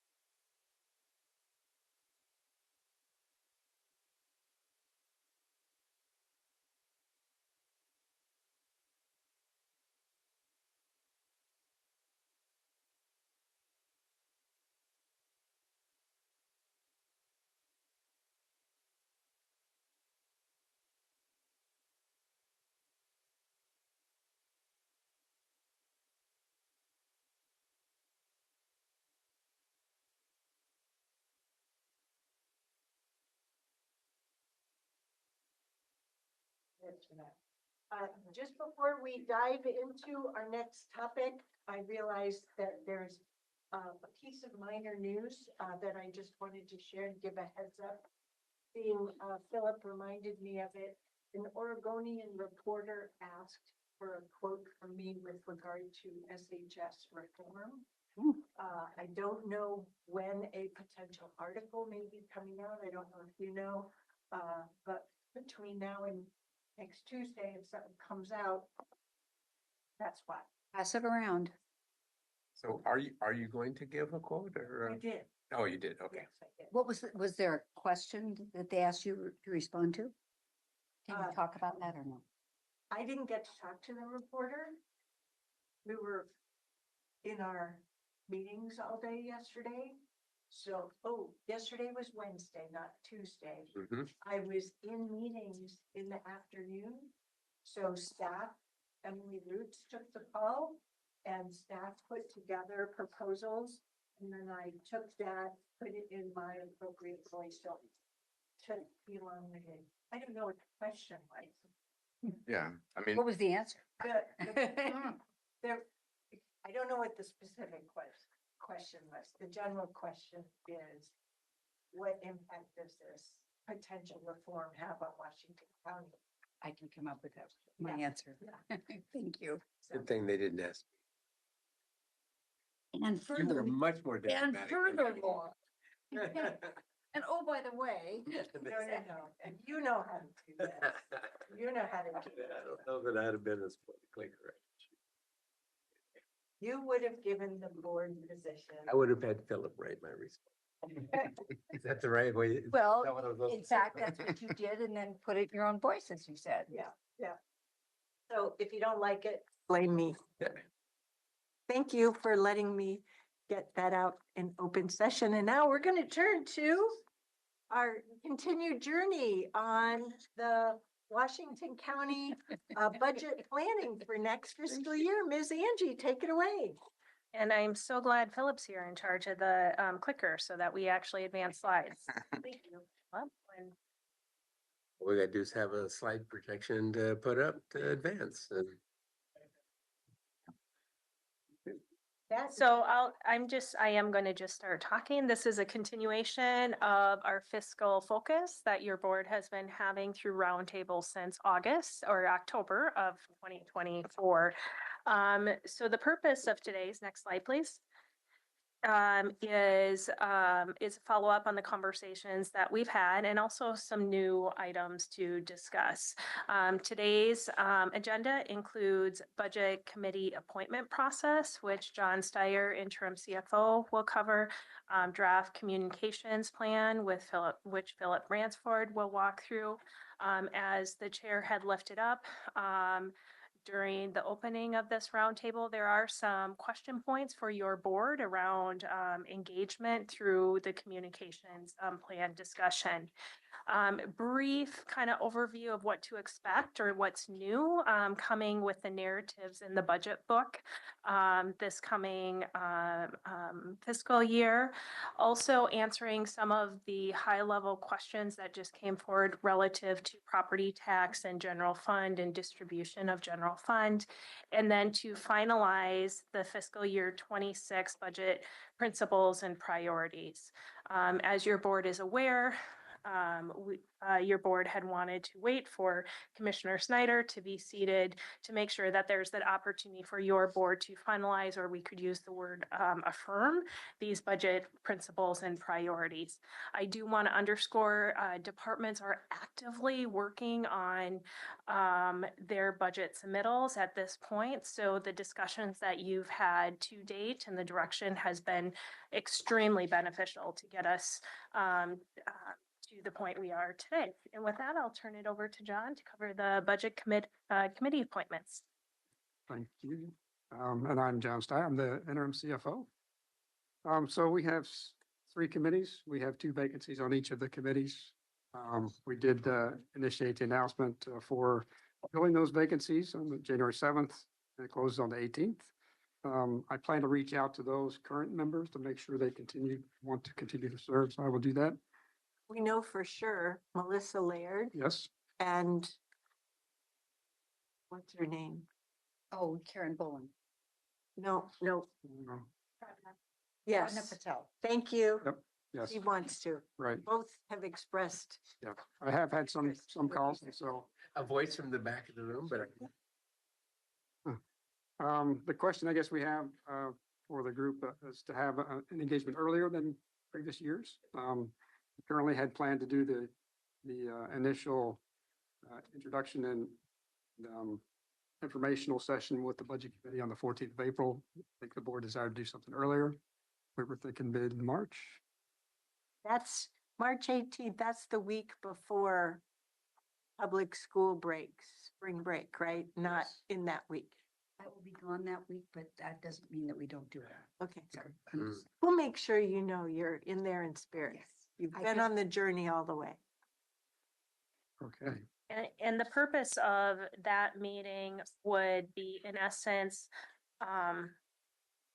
taking the budget committees through the journey your board has been on from October to today. So it's just a condensed version of that information so that they feel a bit grounded prior to going into orientation and have the ability to think about questions they have and also take time to review past roundtables or other information sets as well. The way I explained it to at least one of the former, hopefully continued reps is I've realized that we set direction and in our roundtables, work sessions, business meetings, but we haven't necessarily helped them be on the journey of our direction setting. Rather, they've seen the results come through the proposed budget. And so this way, it gives us the opportunity to help bring to life for them the direction that we as a board decided. That's our role, to decide and provide that direction. But I recognize that in order for us to be successful together as a budget committee, I need to participate in doing a better job of bringing them on the journey. Thank you. Very good. Thank you. I'll pass to Phil. Okay. I just want to verify, so that there's thumbs up moving forward with the 18th. Commissioner Treese, I did hear you're going to be gone, but you're comfortable still moving forward. Is anybody else going to be gone the 18th? no, I will get my calendar. I'm going to take a vacation there. I may not go to NACO, so I can do that. Or could you zoom in if you do? Oh, yeah, I can zoom in. Yeah. Are you saying, could you zoom in on the 12th meeting or the 18th meeting? Vacation is vacation. Well, I know, but I've zoomed in. No one will ever prevent you from zooming in to a meeting, no matter, what you're up to. But we got a role model. Vacations are vacations too. Okay, Philip Bransford, Communications Officer. This, we were, as Tanya was mentioning, paying close attention to your conversations and throughout the roundtables.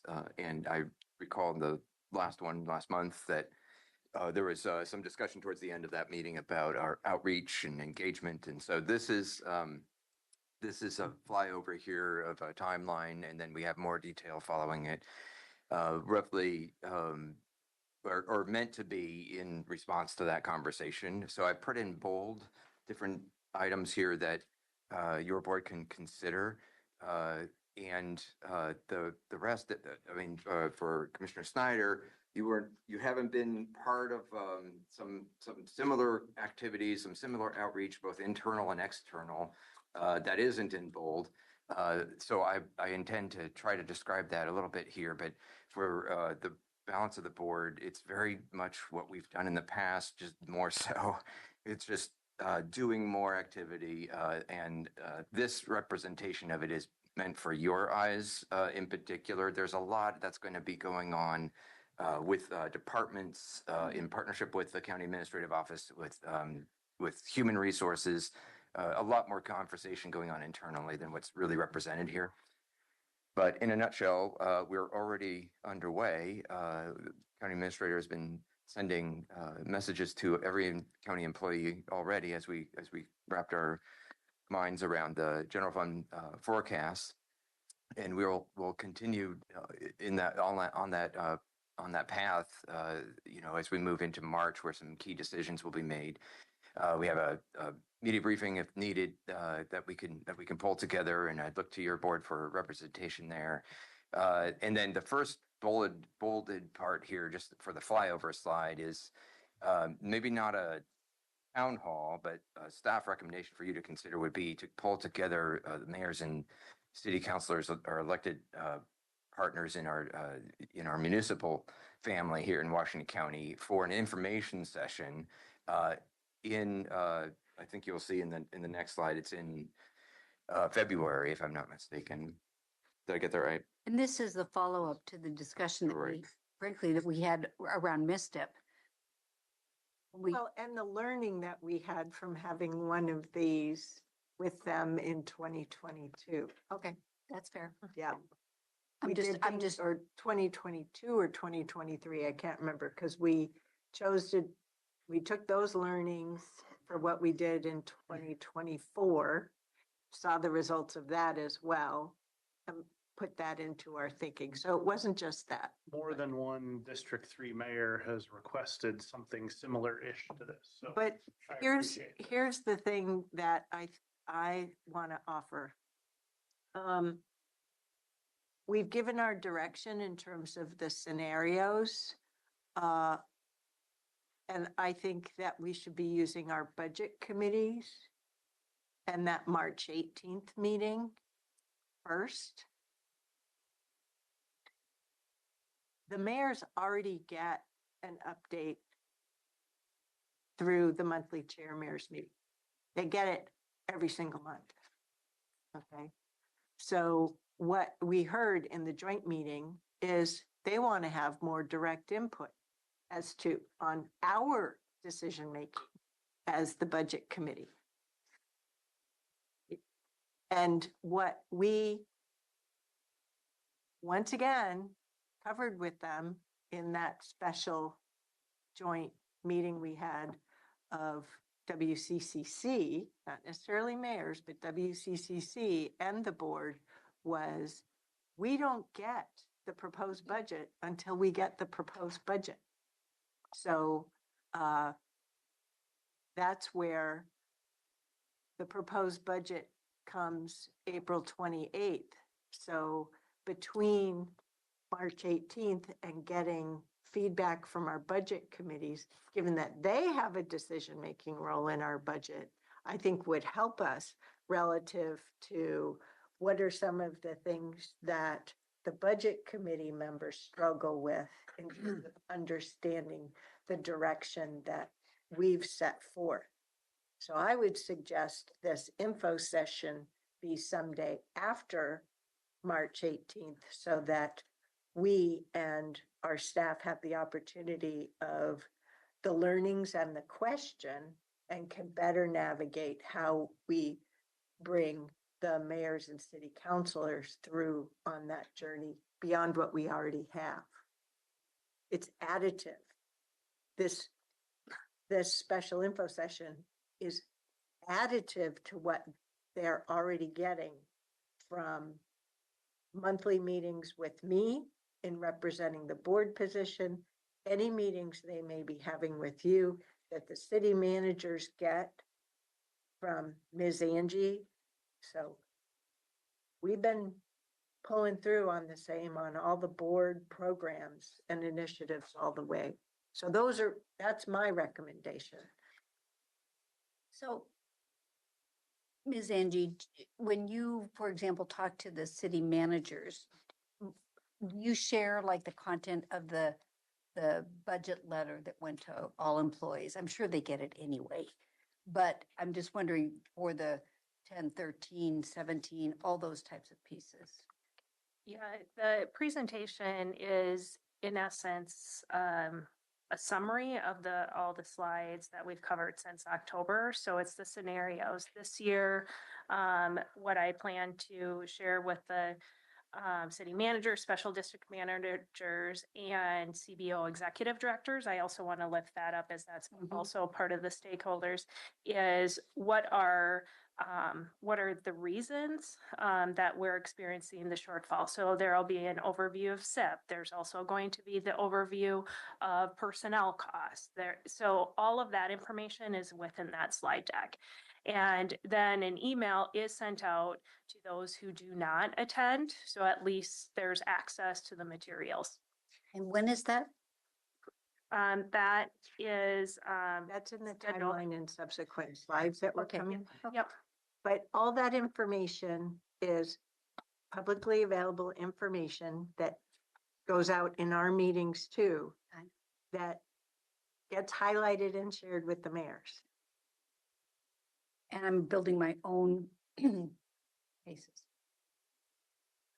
The feedback I've gotten loud and clear from, and not just from a couple of mayors, but from a bunch of elected officials in District 3, is that they want to not just know what's going on, but yes, be able to provide timely input, know what is changing, and want venues to do that. I think this is a place where more communication and more opportunity for them to speak to us is better. But I also understand that there may be venues that they're getting some of them are getting the information already, and maybe they should be disseminating it more broadly. I don't think every city councilor is getting that level of information. I don't think between the mayors and the city managers that they're all sort of getting that same level of info. Or necessarily sharing it with their own mayors and city councils and communicating with one another. And we are not a substitute for that. No, but we can provide, I mean, I would want this to be, I mean, I see it labeled as info session. I would think of it more as a listening session. That's my personal approach to that kind of stuff.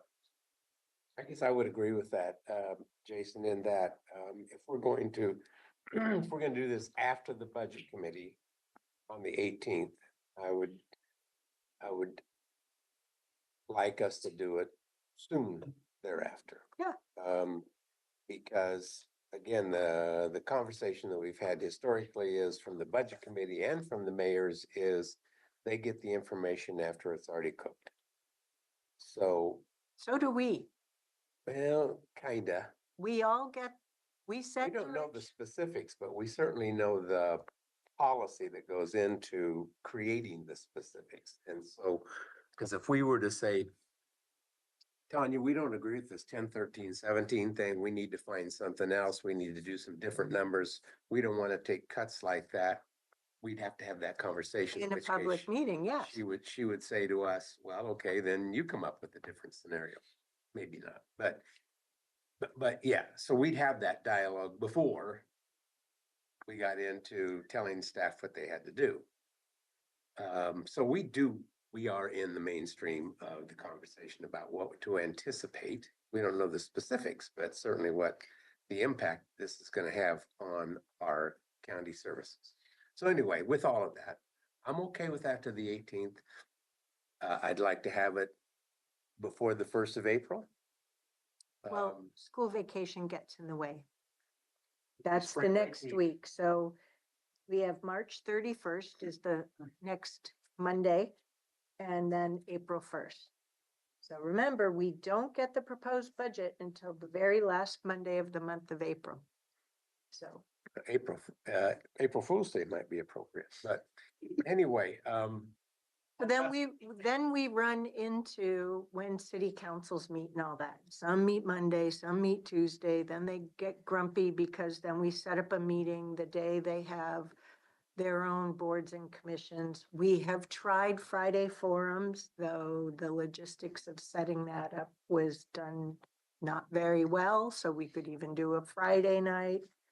So, yeah. well, yeah, and I don't want the tail wagging the dog here, so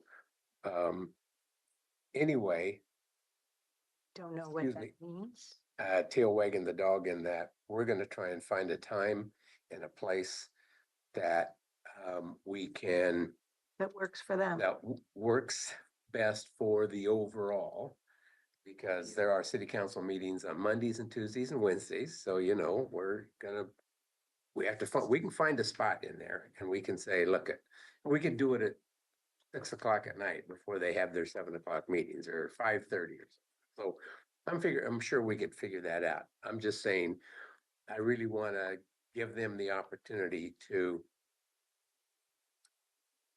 have the conversation with us before this thing is cooked. So the soon after the 18th as possible.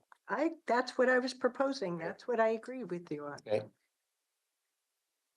That's helpful. Thank you. So Is we'll, everyone, all of the board members thumbs up on that approach? Are we having a meeting on the 25th, which is the last Tuesday of the month? Nope.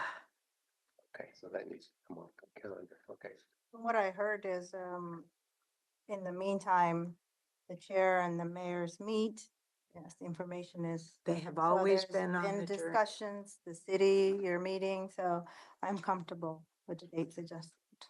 And the two of you in your respective meetings be indicating that we want this information going to the city councilors as well.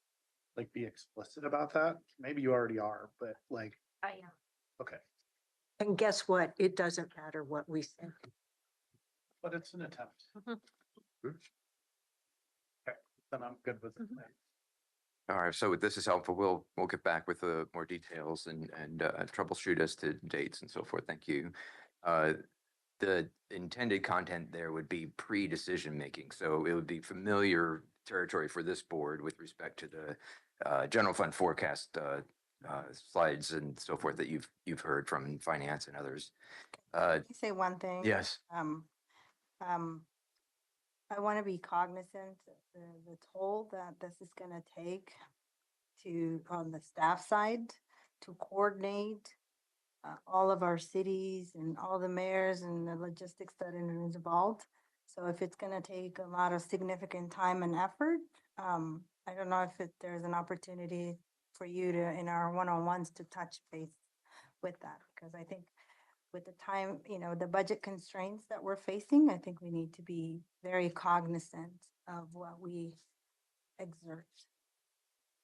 Appreciate that very much. So the release date for the proposed budget would be April 28th. And you can see the items there. I won't read everything here that we typically would do to get the information out into the public. And then we go into that April-May period of time. We would be doing a lot more work after the release of the proposed budget internally with our own employees, but also with our city partners at the staff level. So the city administrators and executives at community-based organizations and so forth. There's a moment there after the release of the proposed budget, but before the budget committees start really digging into their, hearing the presentations about what the proposed budget is all about. In May, I want to say May 12th, that could be a town hall if your board were interested in pursuing that. I'm having trouble understanding the intent around that.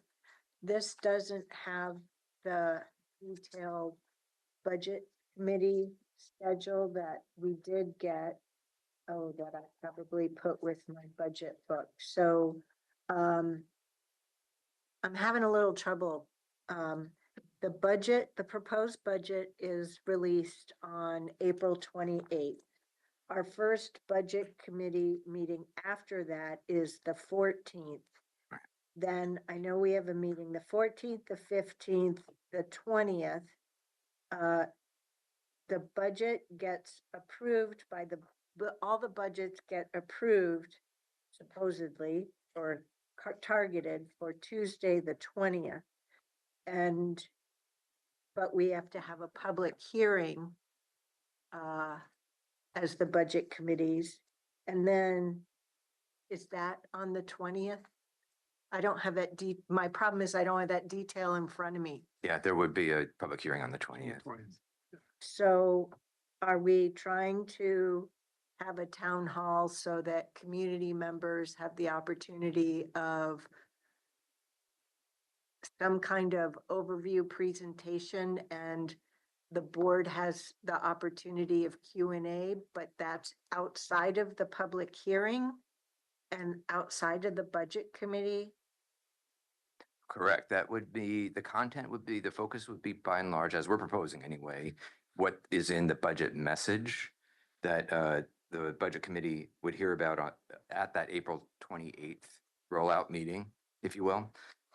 So this Okay. would be merely bringing this other community cohort, if you will, anyone that's interested, anyone that we can promote I get that. meeting I'm with for. you. Yeah, and doing it just prior to the meat and potatoes of what the budget committee does. So it if you needs wanted to happen go, before the 14th. correct, and we were So looking as at to the not 12th. muddy the Yeah, water. yeah. So we're looking at the 12th, Chair, just like you're surmising there. That might be Oh. the sweet spot. Sorry, I missed that detail.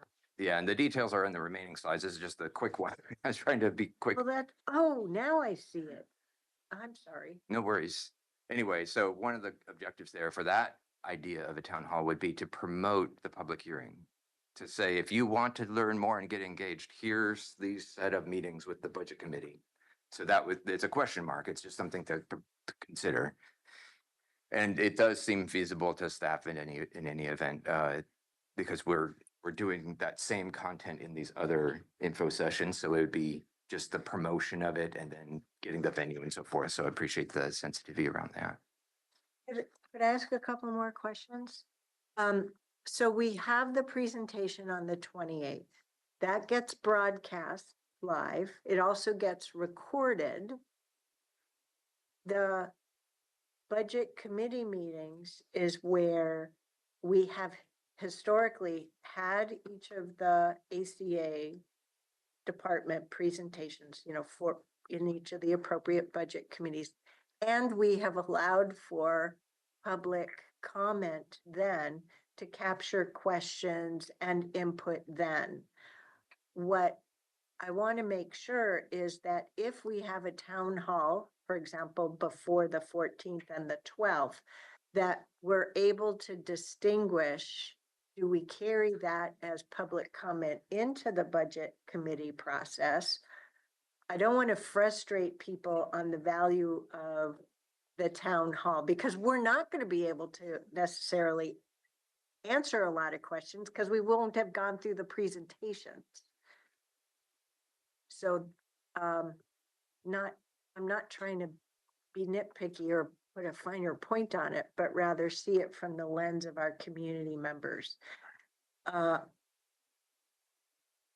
mean, is it a matter of having a town hall where we play the video of the 428 and then open it up for public Q&A where the answer may be, great question, we're going to be getting a presentation on that on this particular date, or okay, well, we'll just take that question and we'll carry that question into the FAQ, whatever, Q&A as part of the budget process.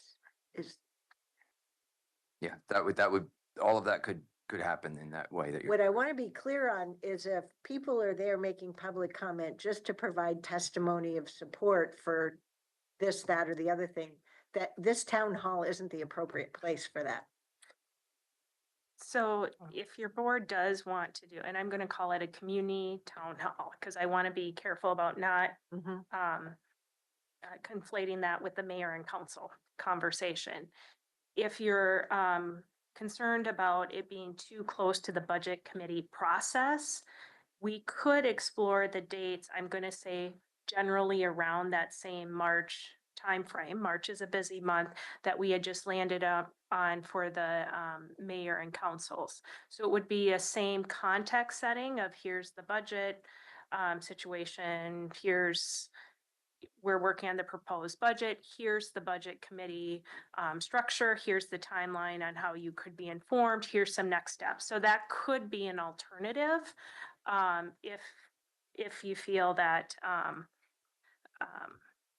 the times may be confusing to community. That really, your question really took me back to our 2019 engagement, where for the first time in the fall of 2019, we had in-community meetings about the Washington County budget for the first time to really gauge what, or for me at least, it seemed like we really gauged where is their interest in our community to try to understand community service what we go through for the budget. Which is a little bit, which feels more like that March timeframe that Ms. Angie is talking about versus having a second forum that is, this is the proposed budget. Was that when we did the budget 101 stuff? That was following, no, this is when we had 4 different meetings in each of your districts, like the Aloha Library, Meadow Park School. I can't remember where we did it here, I think, for District 4. We did it at the Tigard Library. We also had a Budget 101 online where we did some breakout committees. I just remember Jack Bang doing one at a school in District 2. If it was the Meadow Park School, that was the 2019 one. Well, I don't think we're asking you to make a decision now, but this is all helpful information and good ideas. So Can we think about it and come back to it either at our January 16th roundtable or a work session in the next couple of weeks? I would ask that you come back to it at January 6th. I'm a bit worried about 16th. Yeah, thank you for that addition of the 1 in front of the 6. I'm worried about scheduling and wanting to get planning on these. And just a reminder, that roundtable, I will not be here. Ann Ober will be sitting in at that meeting for me. The information sessions for the mayors and city councilors versus the partners and CPOs, both are public meetings, correct? Anybody could attend or The meetings that I have with the city managers, district manager, those are not public meetings. no, what's advertised here in this slide? one The in information April, May? session, the mayor in the bold. Yes, that would be publicly posted. Not the bold, so for example, April, May says additional information sessions or email updates for employees, city partners. I get the employee part, the city partners and the CPOs. That information session is not open to everyone to attend. No, those are what I would be holding. So that's the typical process that I carry out. So Okay. that's not, And then the bolded one to go back, where it's a little bit information session for mayors and city councilors. It's public information session. Since we as a quorum are there, Mm-hmm. we've done this before. We did it in the auditorium. It was also, we encouraged them to be in person, but we also allowed mayors to attend by Zoom if necessary. But it was publicly noticed, so Anybody? public people could be there. Okay. Yeah, I'm wondering if the advertisement, the reason why I asked that is if the advertisement is, well, the staff are going to coordinate the logistics of how many counselors and how many city mayors are going to be there, or it doesn't conflict with what Commissioner Willie mentioned about their standard, like, meeting times. I'm wondering if we could advertise that CPOs or community members can attend as The well. difference is we're trying to have a dialogue with the mayors and city councilors. The public people can listen in, but we would not be taking Q&A from them. That they're not the primary audience. That is the difference for a community town hall. And we're also trying to distinguish the difference between the advanced information that we can all carry through our own individual Right. town halls Area. in any time between now and April 28th versus having a community town hall to help ensure that our community knows what we're going through with the proposed budget. Does that help? Yeah, very much, very. So, and I So may have the missed- ask is, please think about it and we'll come back to it in our roundtable the 16th. So, and Nafisa may have touched on this, and I was reading something in the agenda here. It said, the March 18th board meeting that's going to be with the budget committee, that is a public meeting as well, but there will be no opportunity for Q&A or comments at the beginning or end of that, correct? For the public, correct? Yeah, it's just strictly budget committee meetings. Well, and I'm okay with that because, I mean, if the mayors or anybody else wants to be engaged, that's their first entree into hearing what the budget committee conversation looks like. And then from that, they can follow up and get back to us and have conversations. Yeah, so, as your county administrator, it'd be my recommendation that there's consistency of information in all of these, audiences, because without that consistency, it is an opportunity to erode trust or question the process. So it's virtually the same slide We deck. may I learn things as we go Yeah. along, which would modify that communication, but Well, the communication is virtually the same because it's the same budget direction. It's the same context we're working in, and the proposed budget has not even been finalized or dropped at that point. I've seen this play out because I've made a point of attending the employee sessions. Just about every budget year. So I had the experience of seeing how employees consume it, the questions they ask, how mayors have consumed information and asked. And also I try to ensure that with the monthly chair mayors meeting, we make an effort to sync up with one another to make sure that the information is not divergent. We don't cover the same topics necessarily, but we're on message.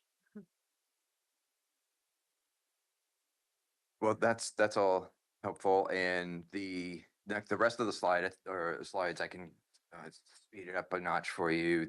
I think maybe part of what you were anticipating is that, and Jerry, you were saying this too, as we're along this journey, we're gonna hear questions both from the public, from your board, from the budget committee. We'll try to culminate with a first draft of a frequently asked questions document that we can reflect back out to you. And we might, it doesn't say it here on this slide, but we might do that in a couple iterations because we might get a critical mass of them and get through staff vetting of the answers and get them back out to the community.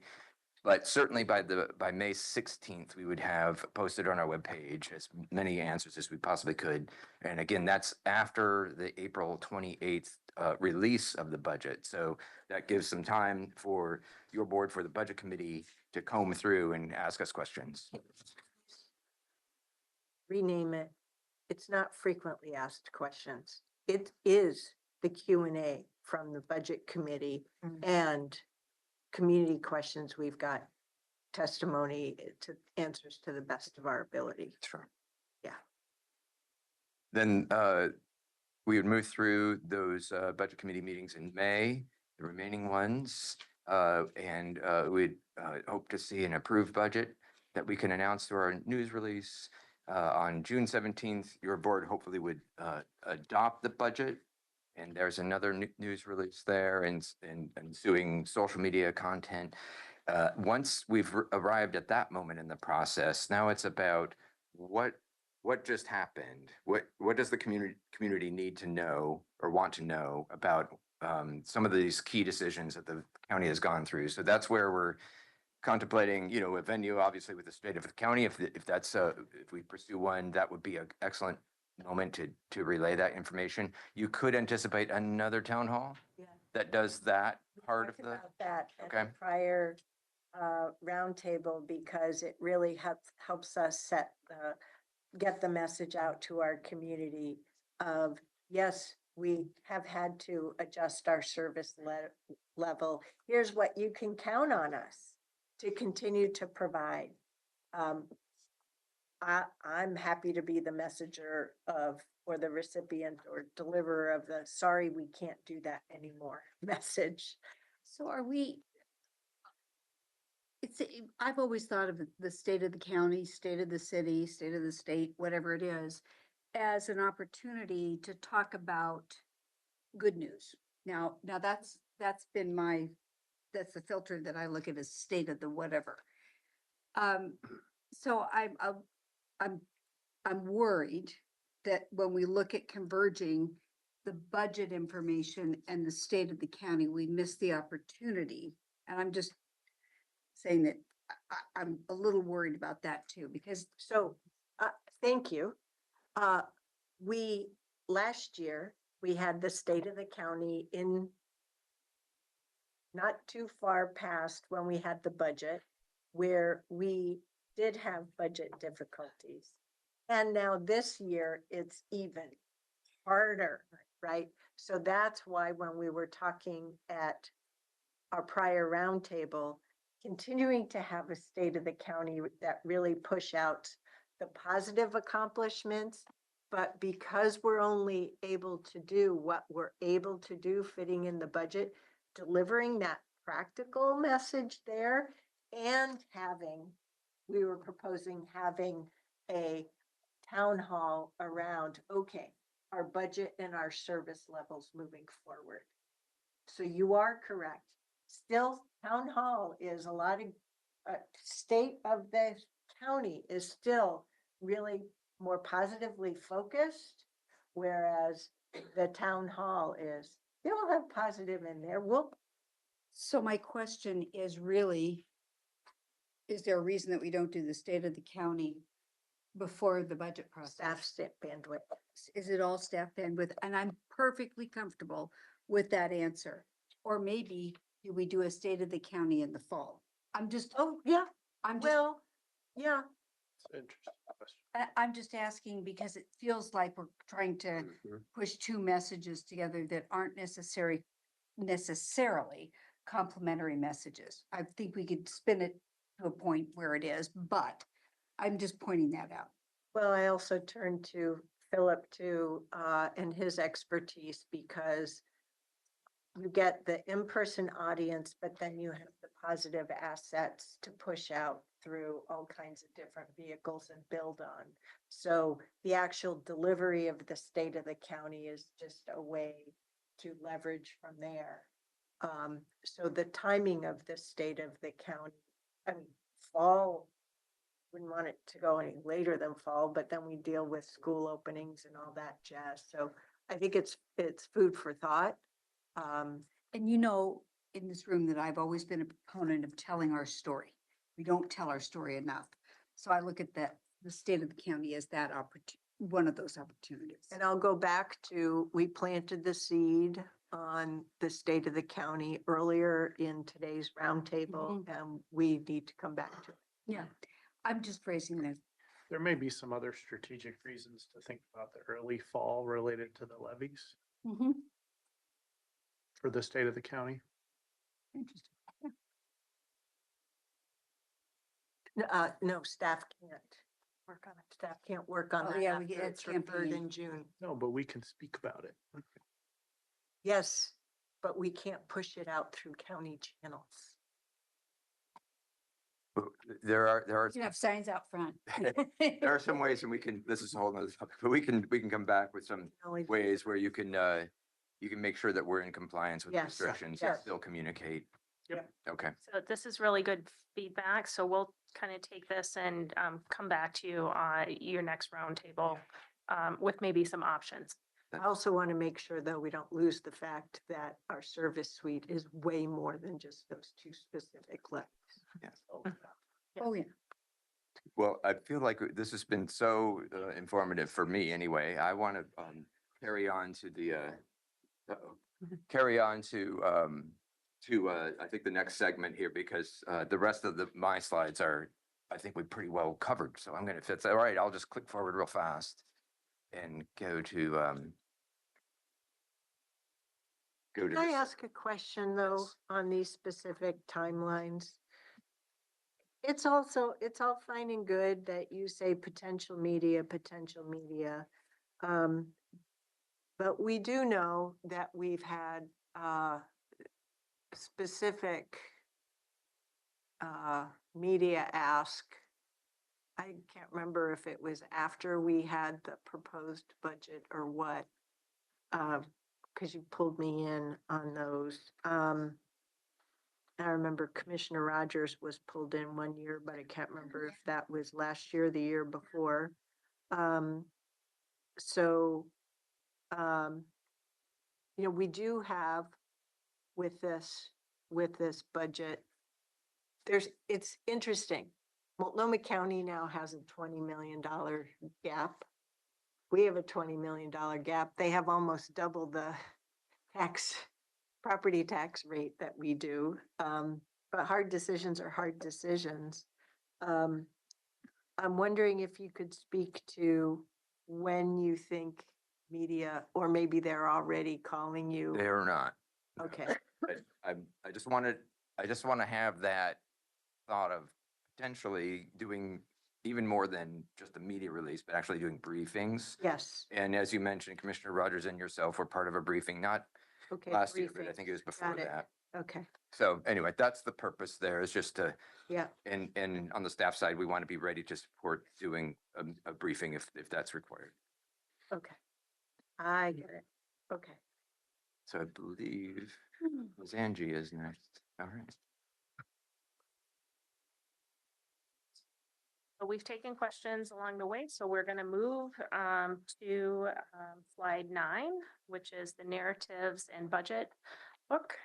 Everyone's comfortable with that? Yep. Okay, so we are beginning our process of implementing new budget book software. We are in the learning phase, which is incredibly Lightning. monumental. I will say for Commissioner Snyder, for context, our current operating system of our budget, and I'm going to try to simplify this because it's overly complicated. Last year, we tried to make some changes to make it more readable, and we broke it. I heard this, that you guys referenced this a few months ago. Yeah, I heard that and part of it. so that was a big learning, and really don't want to do that again, and we need a modern software. So really want to lift up and appreciate Christine Thornhill of our budget team, who's been leading that work.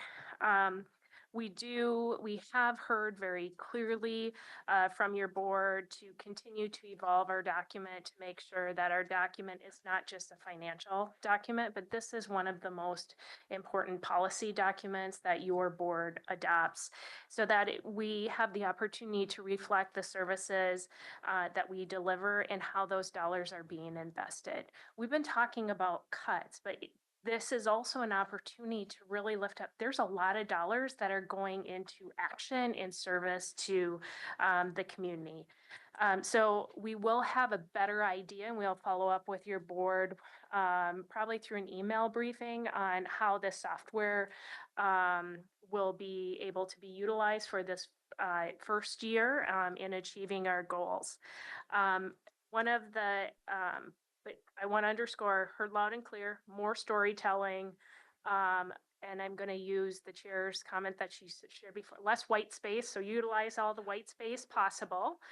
So we are going to continue to iterate that and just appreciate. I also want to lift up Brenda Bartlett and also Ann Ober and Philip, who have been working on this as well. May I just ask then that it's the storytelling combined with the financial data like we've seen in the. 100%. So It's an, it was it's so an much and. better last year. I mean, I just, It's an and. yeah, that's great. So thank you. Yep. Can I, before you move to FAQ? Yep. If you're not, No, can I you guys are in charge of this make meeting. another pitch? Either make another pitch or get a reflection back to the reader's guide being improved? Yes. Yes, okay, Yes. great. Thank you. Yes, and so for just level setting, the language on what the reader's guide is. The reader's guide is, in essence, think of the reader's guide as the glossary How you read it. behind the budget. Yeah. How do you What are read a these, budget what are these terms? Yep. for a first time ever reader? Yep.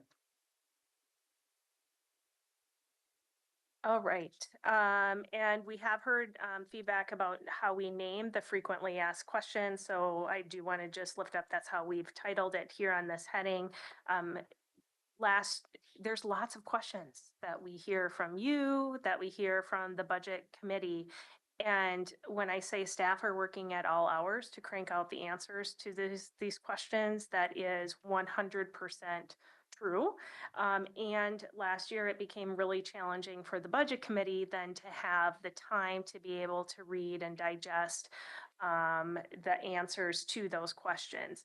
If you may recall, it was actually, we had to on the fly shift the timing of the budget committee and kind of take a work break. Yeah, to read the questions, because that's how tight on the turnaround of the timing of those questions and answers. we So were.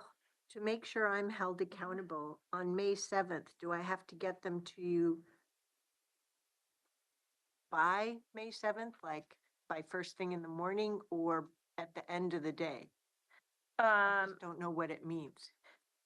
So we can clarify that with time by the end of the day. That's, Otherwise, I'm. and I would ask if you can do it sooner. It's just helpful for Yep. staff. So in this case, on budget, do early work if you can. You want me to or- deliver it in a Word doc or a spreadsheet? Whatever's you like. Supplement spreadsheet. I don't know. You have 6 years of experience with me. Which would you like? We are used to your spreadsheets, Chair. so Okay. feel True, free we to are. say format. I think that John was saying spreadsheet. I think so, yeah. So if I remember correctly, I remember that we were behind the eight ball getting answers in and some of those pieces. I would ask that, and I'm not quite sure how to do this, but that when we get the next edition of questions, that we can see where the first edition stopped and the second edition started. Does that Yes. make sense? Because I remember having trouble figuring out where I was. We got 1 and 3, but we didn't get the indication of where. Where the two cut started. point was, Yeah. yeah. And Do that. yeah, I just think that that's helpful because I will have already read those, but I'm trying to find my spot. And I personally, I learn a tremendous amount in that process. That's where I learn a lot. We've all learned from one another. It's pretty darned awesome. And Commissioner Snyder, for your information, we actually post the FAQs on our website too, so that it's publicly available, also for community members. I'm struggling with the title suggestion around the FAQs because I agree with Chair Harrington, but I also know that that's a very well recognized by the community term. And so I don't know how to resolve that in my own brain. I'm just Well, I was mentioning it. picking up on the fact that it doesn't have to qualify as frequently. I know. It's just the budget Q&A. Budget Q&A works. Because we may have an FAQ to go along. So I would suggest that we have amazing communication staff, so we've heard that We'll feedback figure it and we'll come back on the 16th Be and share smart. what There will be questions and there will be answers. From the budget Some will be committee. frequent, some will not. Right. Exactly. Only takes one budget committee member to have a question. Qualify. And the other feedback that we've received is just on the presentation. So it's not just within the budget book. We also have that opportunity within the budget committee to also enhance the storytelling through the presentations that our assistant county administrators present, and also through our district presentation. Any questions?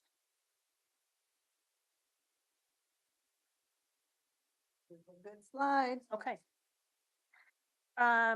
So there was a request to update, kind of the dollar, like, where do the taxes go? The county is the collector of the taxes, and so this is a dollar bill of the distribution to the various areas and districts. As you can see, the county is within blue. We have highlighted out of that blue or of our property tax, what goes to the public safety and justice levy, as well as the WCCLS levy. Are there any questions? Okay, we do plan on including that's within our informational and budget. I guess comment that broadly, community-wise, this is the single most useful tool in explaining to the public answers to questions about property taxes, in my experience. I don't know if there's room in here. I thought about it, but I'm just gonna say it. You know, this is about the permanent tax rate, so I don't know how we include that information.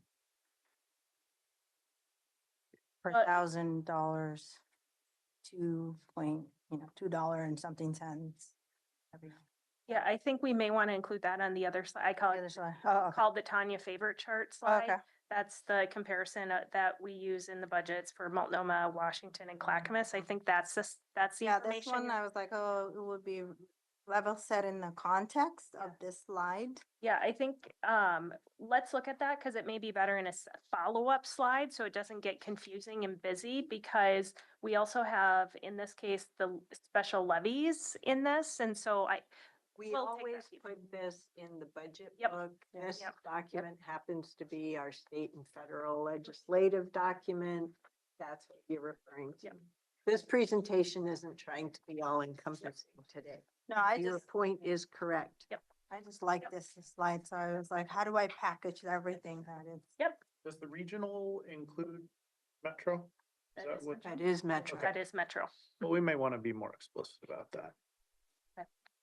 Yeah, I would agree with that. I looked at that. I mean, I think I know that, but I don't think most people would be able to. Well, do where's that. Port of Portland too? Yeah, there could be more. Yeah, whatever they are, but they should be, Yeah. I think it's important to specify. that. There's a good slide on like Special the districts. roll, tax These roll special. page. Yeah.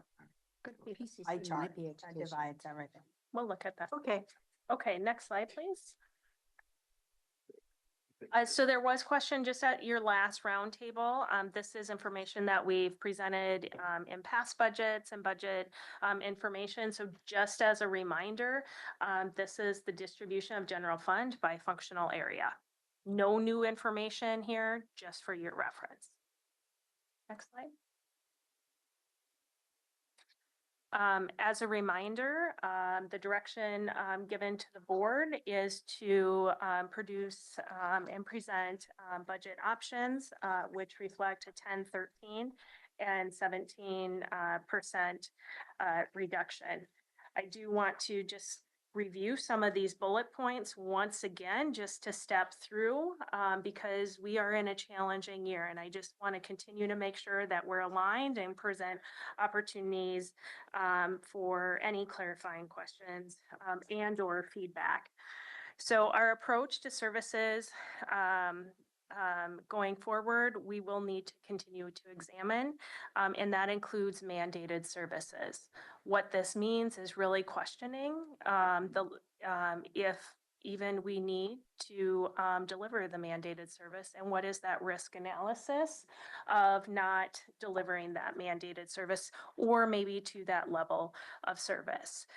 This could also include, in some cases, potentially, and I'm not trying to forecast anything, I'm just saying, you know, what could be some things, exploring options to actually turn back services to the state because the county no longer has the capacity to deliver those services. It does mean in this budget cycle, departments are going to be examining their quality of service standards. So that means looking at, currently we may be operating at the gold level, and we have to reduce that service to a bronze level versus the gold. And eliminating some programs or services. Exploring all revenue alternatives, increasing new or increased taxes and fees. the reduction that we need to achieve to close our current budget gap or shortfall. And as a reminder, just so it's on the record, is the responsibility of me as county administrator and budget officer to produce a balanced proposed budget. So that question comes back up, and sometimes that's the headline where and news story. And story we try to correct in the media. So Decade worth of. so how does like that translate to cuts? So including looking at all of our property tax supported funds, it would be a 7.3% across all departments. If WCCLS and MISTIP are included from those cuts, I will underscore they are producing the scenarios for consideration, though that would be a 9.9% cut across departments. One of the examples, and I've shared this previously with your board, because if 17% makes you gulp, it makes me gulp too, of what that actually means. The jail, when the year that I had asked for the 4, 7, and 10 under your board's direction scenarios was so helpful for me to really that year grasp that 4% reduction meant the closure of one jail pod. So to be able to look at these scenarios and what is the true impact on services helps us long-term achieve fiscal sustainability. Also, I further identify what is that true cost for delivering county services and what are those policy trade-offs ultimately your board is going to be faced with as we move to your adoption of this coming fiscal year budget. A standard cut for each department receiving general fund dollars is not in the best interest of the county, nor is it even achievable to meet law. And I'll just say it's just not recommended. Our departments, one size fits all approach does not matter. I also appreciate the board's continued support to having all departments submit the scenarios so that we do continue to look at all of our services and how do we as a One Washington County team, collective community continue to deliver quality services to meet community need moving forward. So questions on this slide? You know, we I will hate to bring this up. In this last slide, the reduction scenarios, we're talking about percentages, we're talking about minimums. We haven't said out loud in this room that it may mean position reductions. And I think I just want to make sure that I'm saying that I realize that it very easily could, and that's where we are right now. And the reason I want to verbalize that is that we're in a public meeting. And I think the sooner we start looking at what this impact is, the better. So, and I'm not saying you haven't said it before, but I'm just saying it here. Thank you. And I want to say this conversation is tied to our budget's tied to services and programs that we deliver, and our employees are one aspect of that. And so that's where departments are looking at what is our service level, because and what are those programs, and then what aligning those resources. Because Commissioner Teresa, I appreciate you lifting up, because that's the reality. And employees and departments feel it, and there's significant anxiety, and I believe it to be true. Some of you have been reached out by some of our elected department directors. I am happy to see the bullet around revenue alternatives, including new or increased taxes and fees. I mean, I'm not like excited about new taxes and fees per se, but I am concerned enough about the budget that I hope there's robust work being done there. Maybe I'll talk offline to you one-on-one about what that looks like, who's leading those efforts, how big of an effort that is, because I mean, I know of things that I don't think the county is charging for now at all that every city jurisdiction is. And I just, as an example around franchise fees and fees for rights of way and stuff Some like we that, don't like, get to, well, so, What do like we- franchise fees. But what do we do? What can we do? to yeah, change what can that? we do to, exactly. Like, those are conversations I think we need to have. Or have Multiple tried. things. And So, Commissioner Snyder, I appreciate you lifting that up. Some conversations that the assistant county administrators and I have had with various department directors is they may also be bringing some things forward that may not actually be part of this proposed budget, but starting to set into place as the proposed budget is put forward, policy discussions for your board for future years. Yeah, may not fix Mhm. something With July 1, but what you were asking or touching on, one of the examples you were touching on is some that we already know because of frequently asked questions. For example, there are some rates and fees where we might like to charge more, but we're restricted by ORS. And that's, we have a whole set of information for an FAQ right there about taxes and fees that I know our city folks would also benefit from knowing. Well, why don't you just charge more for blah de blah records? So I have, if nobody else on the board has a question at this juncture, I have one. Just one, I one do too, but clarification. Oh, go ahead. no, I'm waiting. Go ahead. I would like, can you remind me what percentage of the budget overall, and I think it's between 60 and 70, is employee cost? As an interim financial controller, I should know that off the top of my head, but I do not. So And I just, I believe it's No, we'll cut you a little slack because you are. Oh, you mean the Thank you. personnel cost? overall, yeah. Oh, I mean- that was in the adopted budget, I think. Yeah, I'm It's just just- trying I to, think Personnel and services. I'm just trying to remember, but it's a big, It's a large percent. It's a It's the major That's- cost driver. yeah, that's all probably 80%. I would say. thank you.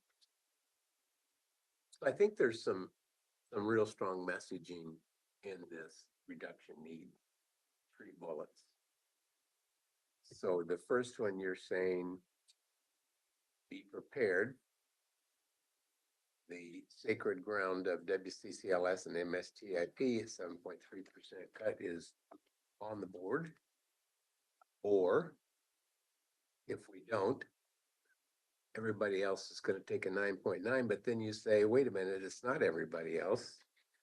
It's not gonna be across the board. It's gonna be strategic across different against departments. So some departments may see a little cut and some departments may see a big cut. So all of that conversation is gonna come about as the document is crafted. And is our first snapshot at that going to be the March 18th? Is that the date we just talked about? Presentation of the budget. No, March 18 was No, the, it's proposed budget. yeah. Yeah. So I guess, I want to be kind of like the budget committee. I don't want to, have the budget handed to me and say, okay, this is what we're proposing without dialogue in advance of that. So, Ms. Angie can't give us an answer until the proposed budget is published. So are you asking her to advance that date? No, I'm asking, I don't know, maybe I'll hit the pause button on that. so, with Could, the, could I also interject something? I wish I had created a notebook for myself that has our slides from roundtable to roundtable. And I didn't bring it with me today and I'm kicking myself for it because the slides that were in the last roundtable in December laid out for us the journey that we've been on in very concise Mhm. a couple of tables or slides that enumerated the scenarios that she asked for. You know, the general cut that we had, in putting together a proposed budget, the scenarios that were asked for. So relative to these two bullets, we could see, we had similar bullets, I think, from last year, but the actual was part of that solution set. The reality was we didn't come anywhere near that. Okay. And the reason I'm saying this is because I don't want the community to think that it's a matter of solution A or solution B. What you covered verbally is it's really a solution C, looking at the whole. And I appreciate that you verbalized that, reminded us all of what the overall context is. This slide needs to, I know through the information sessions, be put in the context of those slides that we saw in the prior roundtable. And I wish I'd brought that to remind my own brain too. So finish what you were going to say.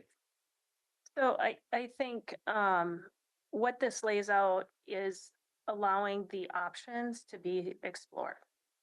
If we do need to achieve a 20.5% cut.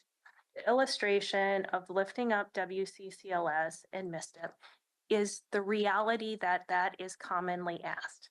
The goal here is trying to be frankly transparent and open with you and also others, the context of the situation that we're in.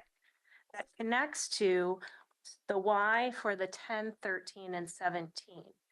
There are areas of our budget, we talked just briefly about personnel, that I can confidently say that we cannot cut at 10% levels because it's all personnel and all contracts. So that drives up the need to cut higher in other areas. So that's the need of the scenario. And so just because someone submits a 10% budget cut, that doesn't mean that it's going to be accepted. It may actually be partially rejected, fully rejected.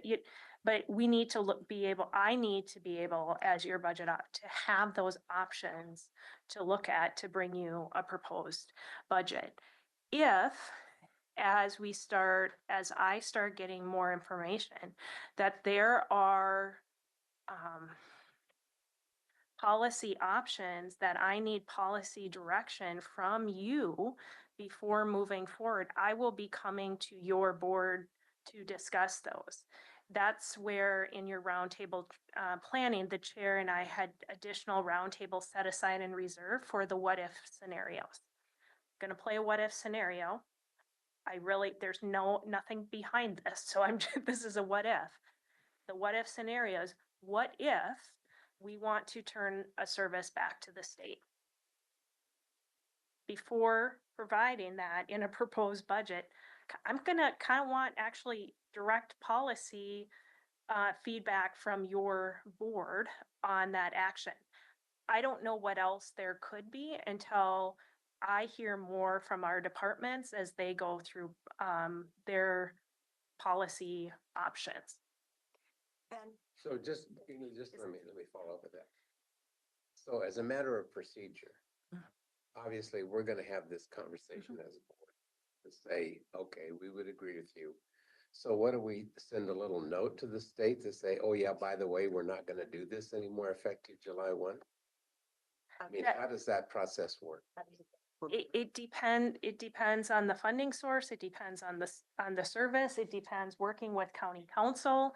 It also is, do we say, it may even, depending on what a department brings forward, it may not even be viable for this proposed budget, but there may want to be a policy direction, or I call it a stake in the ground, that it will be for the following budget year. Commissioner Willie, I'm giving you an abstract answer because I don't have a situational example that I feel even partially grounded in to really lift up. Well, I think A couple examples, sure. because I'm struggling with this Yeah. idea too. Well, I'll wrap that up in a minute, but go ahead.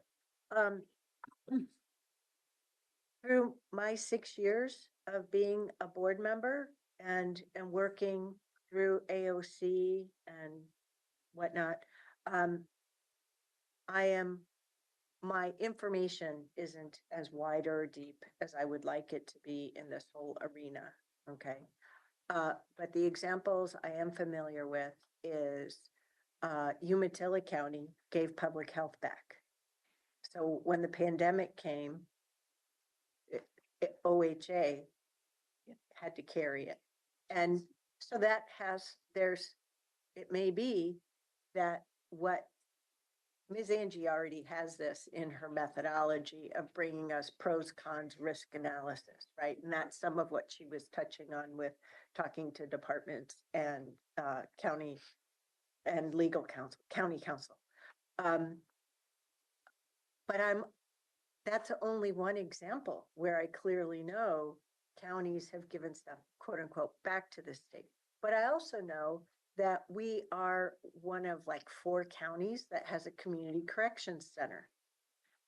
Now, so what does it mean if we don't have one?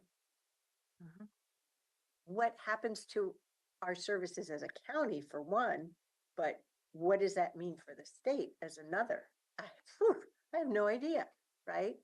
And then I don't know if there are other common examples from other counties. It may be we are one of the top, there are 10 counties out of 36 that have a population of 100,000 or greater. I don't know what is in the set of services that we offer today, that of that list of 10, they have the state handling versus themselves. So that's where I need some further background as to what might be the suite of possibilities, let alone of the possible list of possible, what does each mean from the standpoint of, will that really help us address the situation for the next proposed budget? Or would it have to be a longer term transition or what? So it would have to be a multi-step approach. Well, a multi-step approach, and there's a reason for any of the services the county has taken on that responsibility. And that has, in most cases, because we are closer to the community we're serving. And in some of the cases, general fund helps support. There is one service that I do feel comfortable lifting up because the district attorney has brought this up in previous scenarios. We currently handle childcare support here within Washington County. So we are at the highest rate of collection of child support payments within the county. That is great for the families we serve and youth. The county does not need to do that. We could turn that service back to the state. So what's that impact? That impacts several employees who are currently employed by the county. They could be employed by the state when it gets turned back to the state.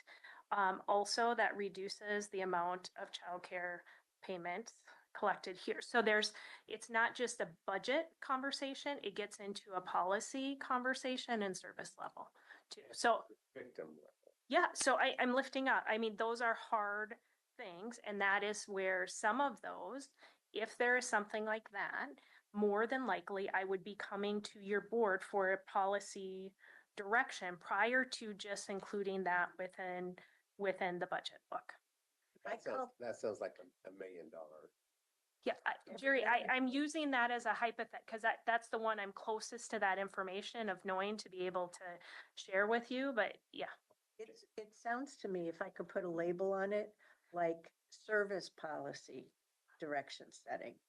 Well, that's where I thought we were going a year ago, was we were going to start evaluating services and the criticalness of services and at what level. So evidently we're still moving that direction. So, Yep. Yes. So I guess lastly would be probably 2 things. One is, as is everybody, I'm getting really tired of budget cuts. Okay, this is the 4th consecutive year out of our 6. How did we escape 19? I don't know. We didn't. No, Well, then things this is weren't more than four. transparent. They weren't brought forward to us. We didn't know where we. Our attention was instead uh, placed on a uh, commissioner investment pool. Okay, And because of our budget 2-on-1 learnings for the 18-19 budget, that's where we revealed through not just the proposed budget for 19-20, but in all subsequent budgets, we went, whoa, we're pulling the Band-Aid off. We're lifting the veil and surfacing the, what I call the decrepit nature. Okay, we've learned a lot. well, And we didn't rip the Band-Aid off because we're still dealing with it. yeah, That would've been a bigger gap. we've been doing the revealing. You made it visible. So with that, we have more years to come. Mhm. So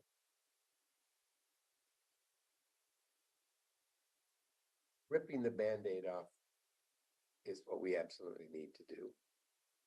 And I know I'm disguising MSTIP as one of the areas that we are trimming around the edges that we need to seriously address and answer to. Because that's $50 million. Okay, I'm not advocating that we use that money, but I'm advocating that I feel like that we keep doing the same thing over and over every year, expecting a different solution for the next year. Now, are we gonna be $20 million underneath next year? I don't know. Do we know that? Roy certainly was pretty candid about, we're out several more years of budget cuts, and we can't afford several more years of budget cuts. So is that part of the discussion that we need to have? I mean, I know that right now the immediacy is we got to put a budget together, but at the same time, Can I step into this opportunity? Because this is where frequently you and I actually agree, but we use different words or different positioning. So it seems at first like we're going, when in fact we're trying to go through collaborative problem solving.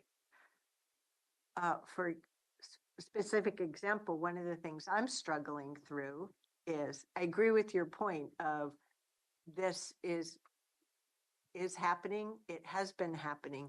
We've done remember what Ms. Angie said previously hasn't been repeated today. I almost wish we kind of relived part of that is we tried all of those 1 year or single year adjustments. We're all used up on that. Now we have to make systemic changes. One. In addition, it hasn't been said yet, the state legislature has continued to impose additional mandates on us. That's catching up. And our cost of personnel and delivery has gone up even more than we were previously planning. So it's the 3 events, okay? The Can I thing, add another one? Sorry, I don't want to. okay, yeah.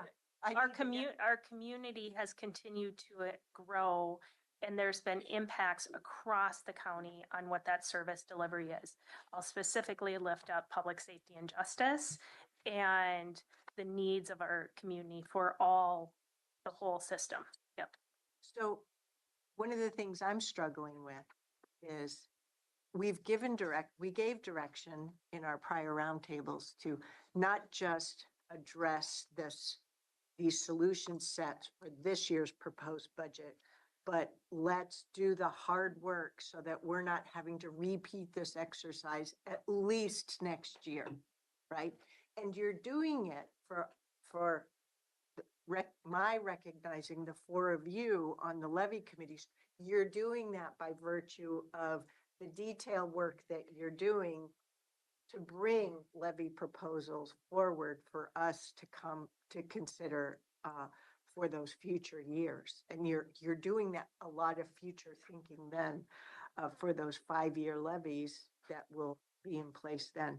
So I'm struggling with how to talk about the scenario planning so that we're not just doing this for this 1 year, but we're trying to get ahead of the fact that costs will have whatever kind of increase. They're going to be, we haven't had a year of costs reducing. This year's more historic, right? But also our community population is going to continue to grow. So how do we identify now what those factors will be 2 years from now? So we can consider that as part of our quality, at least the quality of service or the span of service. Both want us on a sustainable, long-term budget path is what I hear you. I'd both- like Yeah, to see but it- that. What you both are saying. But I'm struggling with how do we put that into the scenarios without just referring to it in the principles, right? Because I'm asking for this 2-year consideration as part of the scenario planning, the detailed planning that Ms. Angie and the departments are going through. So can I just take that as the verbal feedback from this board and we follow up with departments? And I can honestly say, the pain that you feel, I don't want to be living this every year. Department directors don't want to be. I'd like to have- We're on the Yeah, same no page. one wants to live this. So I can confidently say that within the last, I was out for 2 weeks, so I'll say within the last month, I've had conversations with 2 department directors who are really thinking about that longer term, concerned about what the future of personnel costs are, because we know the reality in health insurance, we know the reality of some of these things, and how can they even think about what's the cushion, or what can be the second year strategy that we start in one. So we are thinking about that. I did have asked Philip to switch to your principles because I want to highlight the third bullet point, which is enhance and evaluate revenue. Jason, you had brought up the revenue piece and long-term fiscal sustainability. That's because this is painful, and that sustainability provides the assurance to the community and also continuity for our employees too. But what would happen, just a I second. have a Pamela, question. I'm not done yet. Diane. I know she's Diane. the most quiet, longest she's ever been in her life. What would happen, what would it look like if we said, we're gonna do a 2-year budget, or we're gonna do a 3-year budget? What would that look like? A 2-year forecast at least might be helpful. Yeah, I mean, but we know what our property taxes are. Let's say they're 4%. So, okay. Yeah, we know Start what with our that. levies are gonna be through That's exactly correct. FY The only 20. variable is So- growth. Yeah, but what we don't know is what's inflation gonna do to us? Yeah. What's Right. other things? But we can make assumptions. But yeah, and so again, Mhm. if you show me what a 3-year snapshot looked like, so that Roy we could either say Roy was preaching to the choir there and he was exactly right, or We gotta give that a rest because he never lifted a finger to make it.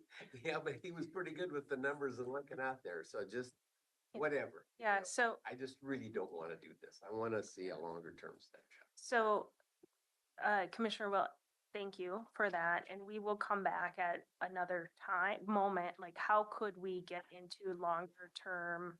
How could we, number one, maybe look at the budget process, look at those couple year, budget. We have no capacity to pull off a double year budget this Oh, I year. know. So We could I- spitball this thing.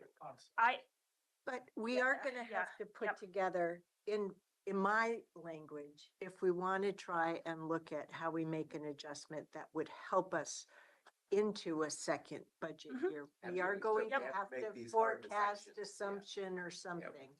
And that's where, and I think it was you, Jerry, that requested like a closer understanding, a closer look at personnel costs and what we're forecasting out within the next few years. We know we have we have 2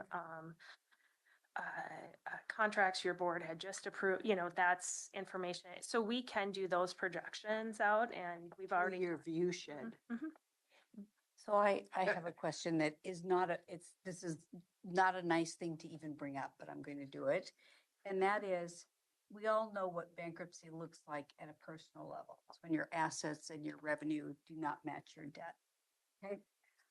What is it, what I don't understand is what does it look like for a public entity? What did it look like for Detroit or Orange County. Orange County? And the reason I'm asking the question is to get to your point about futures.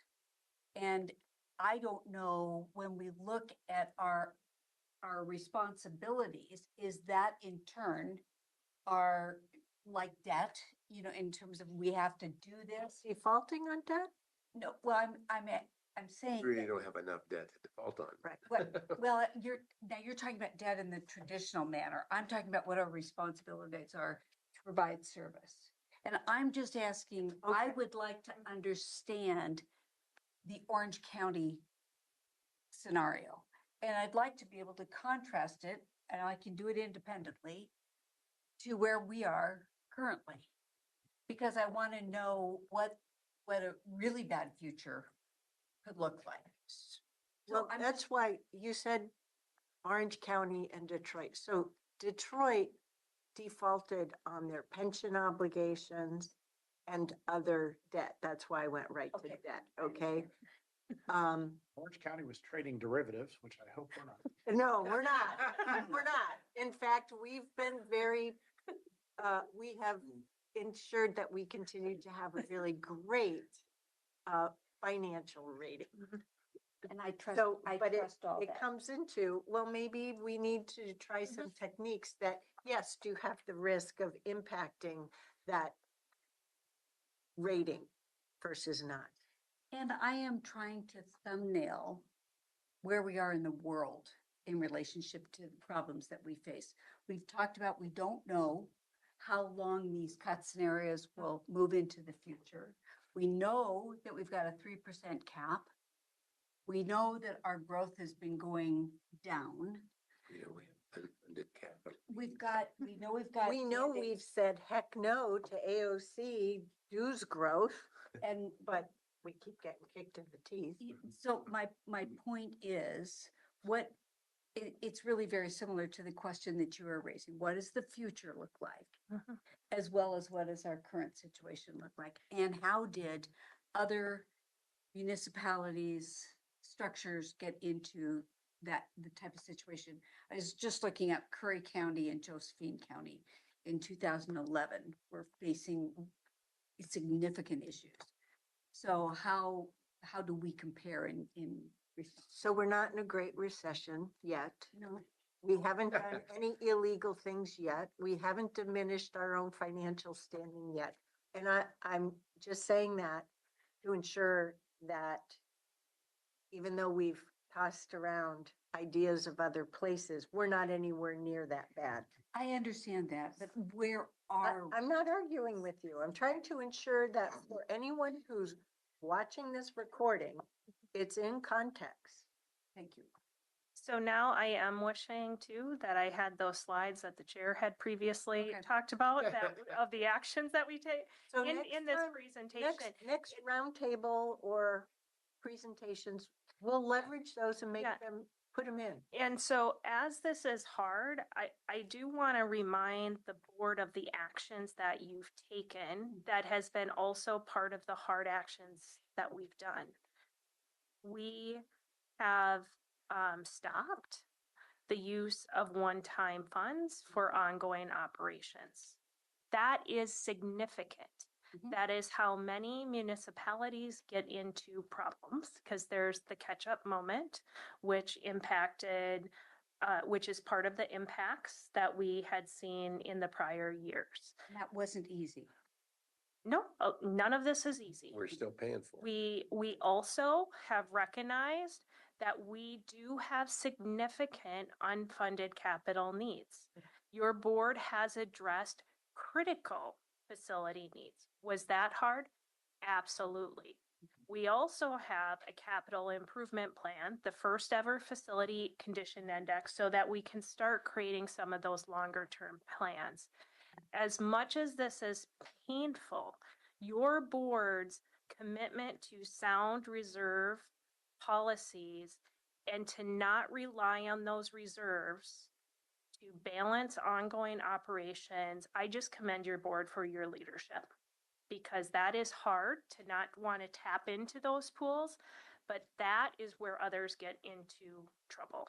That's What- how we get into what she was talking about. Correct. Correct. But we're Yep. making the other choice. We are making the other. And we have, and I'm proud of us. I'm Yep. proud of your leadership. I just was trying to contrast to, Yeah, and if But you it saw my facial expressions, you're looking at me like I'm gonna kill you. no, no, Yes. no, I, Yes. It's gonna cost no, about 5 I mean, minutes. I have colleagues who worked in Stockton, California through their bankruptcy, like, so these are not situations that She's I not would gonna let us. no. Neither is John. Thank Nope. you very much. Thank you in advance. We're not going. I have a couple specific pieces of feedback on, back on Okay. slide 12. I don't Okay. know if we can just quickly go back there for just a moment. Mhm. Just a couple thoughts. One, and this is really thinking about as this type of content is going out to the community, I'm thinking of the mayor, city councilor meeting, the community ones, et cetera. 2 points here. One, particularly for the mayor and city councilor one, I actually think a third bullet of like, what would it mean, including WCCLS and MSTIP, you know, what would be required? I think the second bullet of excluding WCCLS and MSTIP is a great bullet to have. I would actually, because of the way the cities and the city councils are thinking about this, I actually think a one more bullet of excluding WCCLS, MSTIP, and the jail, whatever that number is or percentage is, I actually think that that will be extremely telling to them. And I don't know if that can be put together, but I think that bullet should be there too.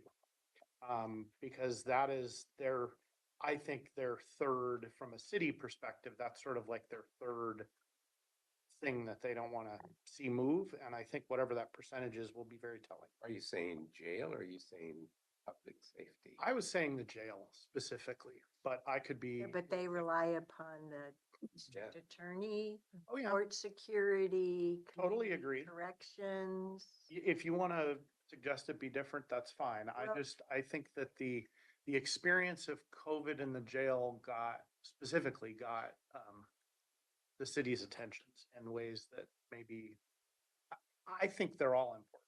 I want to You're state that. reminding the cities of this Mhm. whole scope here. Yes. That's the point. So I don't know, I mean, whether it's public safety entirety or jail, I think that, I just think that bullet should probably exist because that number, that percentage is gonna be very large and I think it's gonna get their attention. So that's one piece of feedback. The other is in the last bullet. I know what's meant by saying in the best interest of the county. And I think you can leave that there, but I actually think we should be saying, and the messaging should be that it's not in the best interest of the county and the community. Mhm. Mhm. Or just the community, but I know what's intended here and I know what's meant, but I'm not sure that's how it reads to other people. So that's my other feedback. Thank you. And So it's, but you said the word county, maybe we were defining county as the constituent, Right. 600,000 people. Correct. But it could be reflected as, it's all about us. Yeah, County yeah. community. Mhm. I mean, that's the concern is that Yeah. it's not, County it doesn't residents. read that way. I think this does, I appreciate your examples. I think this does warrant another touchback. And I seem to recall our February schedule might be jam-packed, but maybe I'm confused with January 16th. Anyway, we had talked about having jail in previously, and that's when we had a lot of discussion amongst the then commission around how there is a lot of countywide service that we do that benefits cities, right? Elections, property tax assessment, Virtually everything. records, yes. And no, we're not setting ourselves up for a pick and choose of which services do each mayors want us to, or city councils want us to decide to cut out and have it be a popular vote. Yeah, this is So- about magnitudes to me. Yeah, I think this is where we want to make sure we leverage the white paper on public safety and justice. We're going to be learning more through our work session on elections. And Joe Nelson and team have done an awesome job of trying to help the public understand what assessment taxation records on election in its entirety does. It's just, wow. So, yeah, it's amazing. Yeah. Can we give some things back to Metro? Solid waste and recovery, maybe we don't need to be the county-wide coordinator. I mean, some smaller dollars can add up to bigger dollars. That thought that just far popped away. into my head. I'm just thinking of a Christmas letter next year where we send it to Metro and legislature and say, our present is we're giving these back to you. Thank you very much. I'm thinking of a July 1st gift, Maybe July 4th. Christmas in July. Yeah, there you go. Anyway, So in your last roundtables, we've spent quite a bit of time on the principles and priorities. Due to time, I'm not going to spend time walking through each of these because I know you've all had the packet. So just, are there any changes? Do you feel this has reflected our conversations? Are we missing anything? As a reminder, these will be the principles and priorities we will add to the consent agenda to be formally approved by your board. Sorry, I'm gonna ask a question. The 1, 2, 3, 4, fifth one, objectively evaluate services with a priority on mandated services. Do we still feel that way? Do we prioritize mandated services? I'm just asking the question. Don't have to. Mandated ones are the only ones that come with teeth and potential impacts. I'm just raising the question. We've talked about giving things back. We've talked about all different types of things. I'm just asking the question. My answer is, unless you have something concrete to change, For example, I'm with it as is.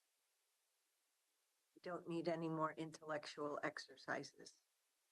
It feels like the points that, or the point Commissioner Willie made earlier about the long term, well, both of you actually made around the long term. I mean, I see that in maybe kind of in bullet 3, but I almost feel like that point needs to be maybe clarified a little bit about the fact that we want to make decisions now that have a long-term view. And I guess I don't know. So for me, it's not just the revenue, but the service level. Right. I want to look at it I want to see estimates for 2 years when looking at scenarios.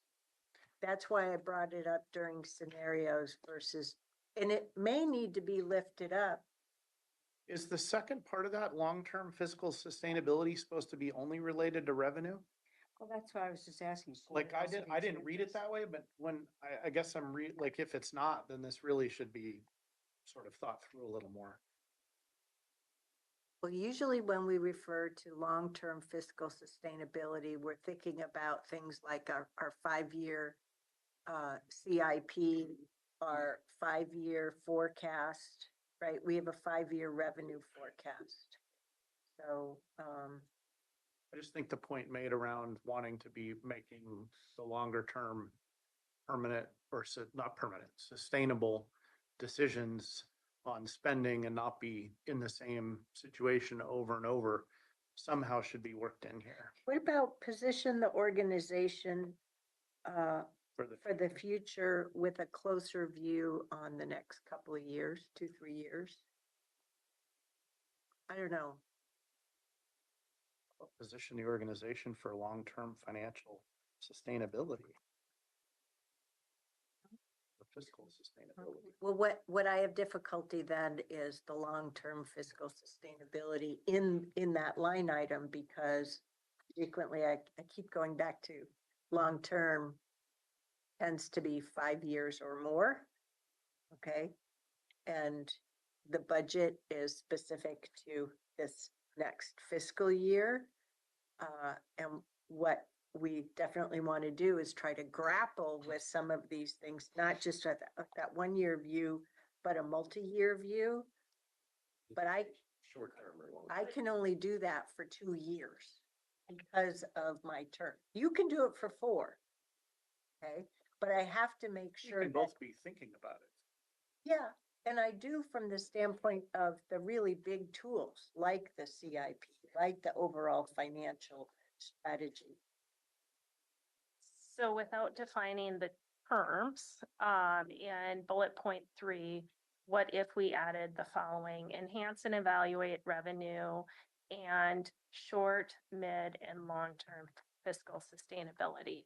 So the reason I'm saying not short-term may be just this coming budget year, mid is going to be maybe a couple years out, and then longer, I don't know, 5, 10, but would that help? Okay. Jerry, do you think that gets to Yeah. what you were? Yeah, I Okay. do. I like having the. Thank you. the ramp. So anything else on the principles? Okay, next slide, please, Philip. Oh, what is it? Now we done. There it is. Vote for that. There go all the priorities. Took care of that budget for you. Thank you. You are a master. Okay, so this is on 2 slides. So first on slide 16. Any changes or additions? Do we want to, in both the principles and the priorities, do we want to use immediate, midterm, and long-term consistently? Yeah, we'll find out, and we're calling it short, mid, and long. Yeah. So we can look at staff where that can best Yeah. maybe be inserted. Did I jump 2 slides ahead? I think you missed. A Yeah, I slide. did. Do you want me to go back? One, yes, Okay. please. Oh, there, yes. Yeah. So we can say short, mid, and long-term Yeah, match. yeah. Or align with the principles. Great.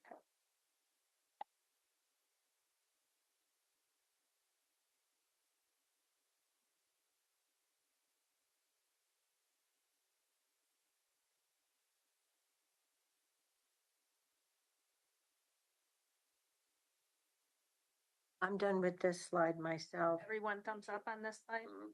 Okay, next slide. I would just like to verbally say, on that last bullet, value and retain our employees, but including training opportunities.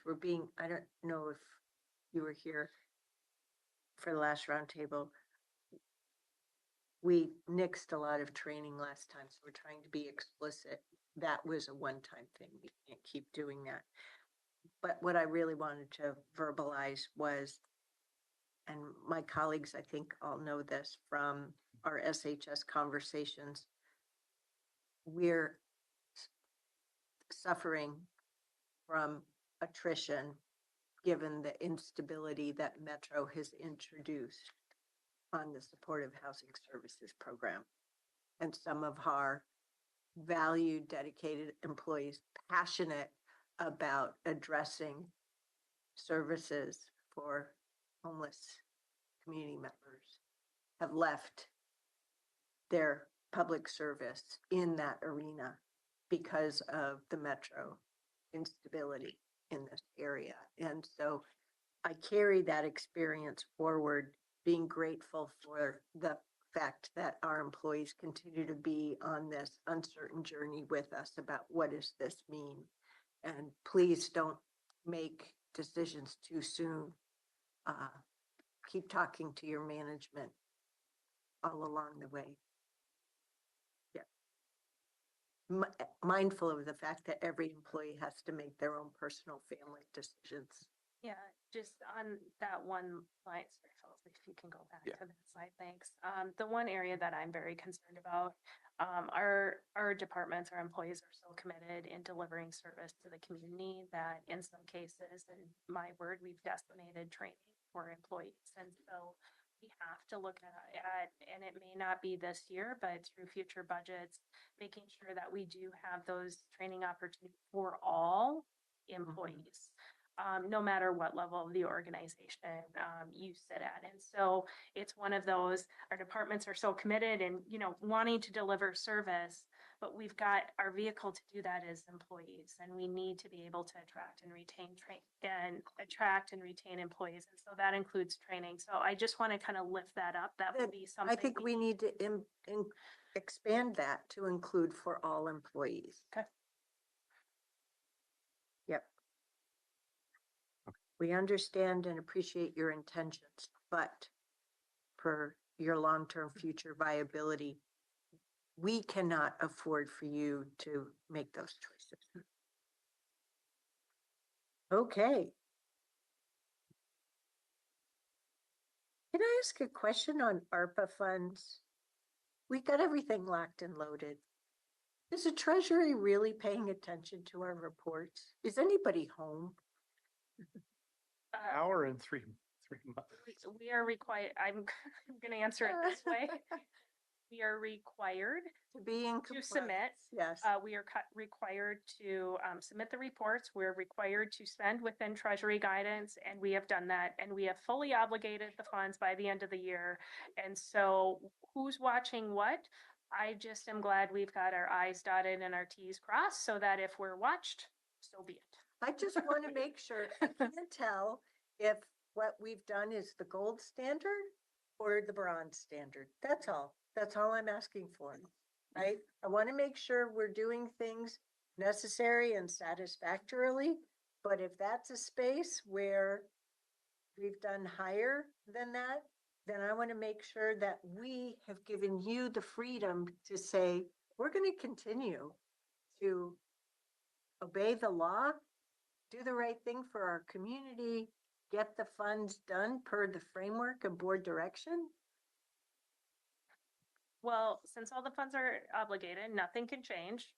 Contracts are in place, so we're done having those cut, just say, we're done. And we've been recognized for how your board's policy decisions around spend of ARPA.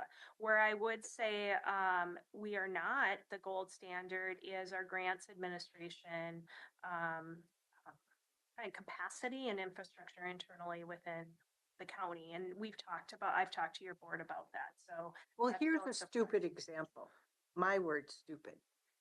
I want you to make sure that you do the glossy report for our congressional delegation at the end of the program, okay? But maybe you don't need that for 2020, calendar year 2025. Okay. Yep. Little things can add up to bigger dollars, that's all. I want to make sure our community gets the attention it needs over a glossy report that can wait. Mhm.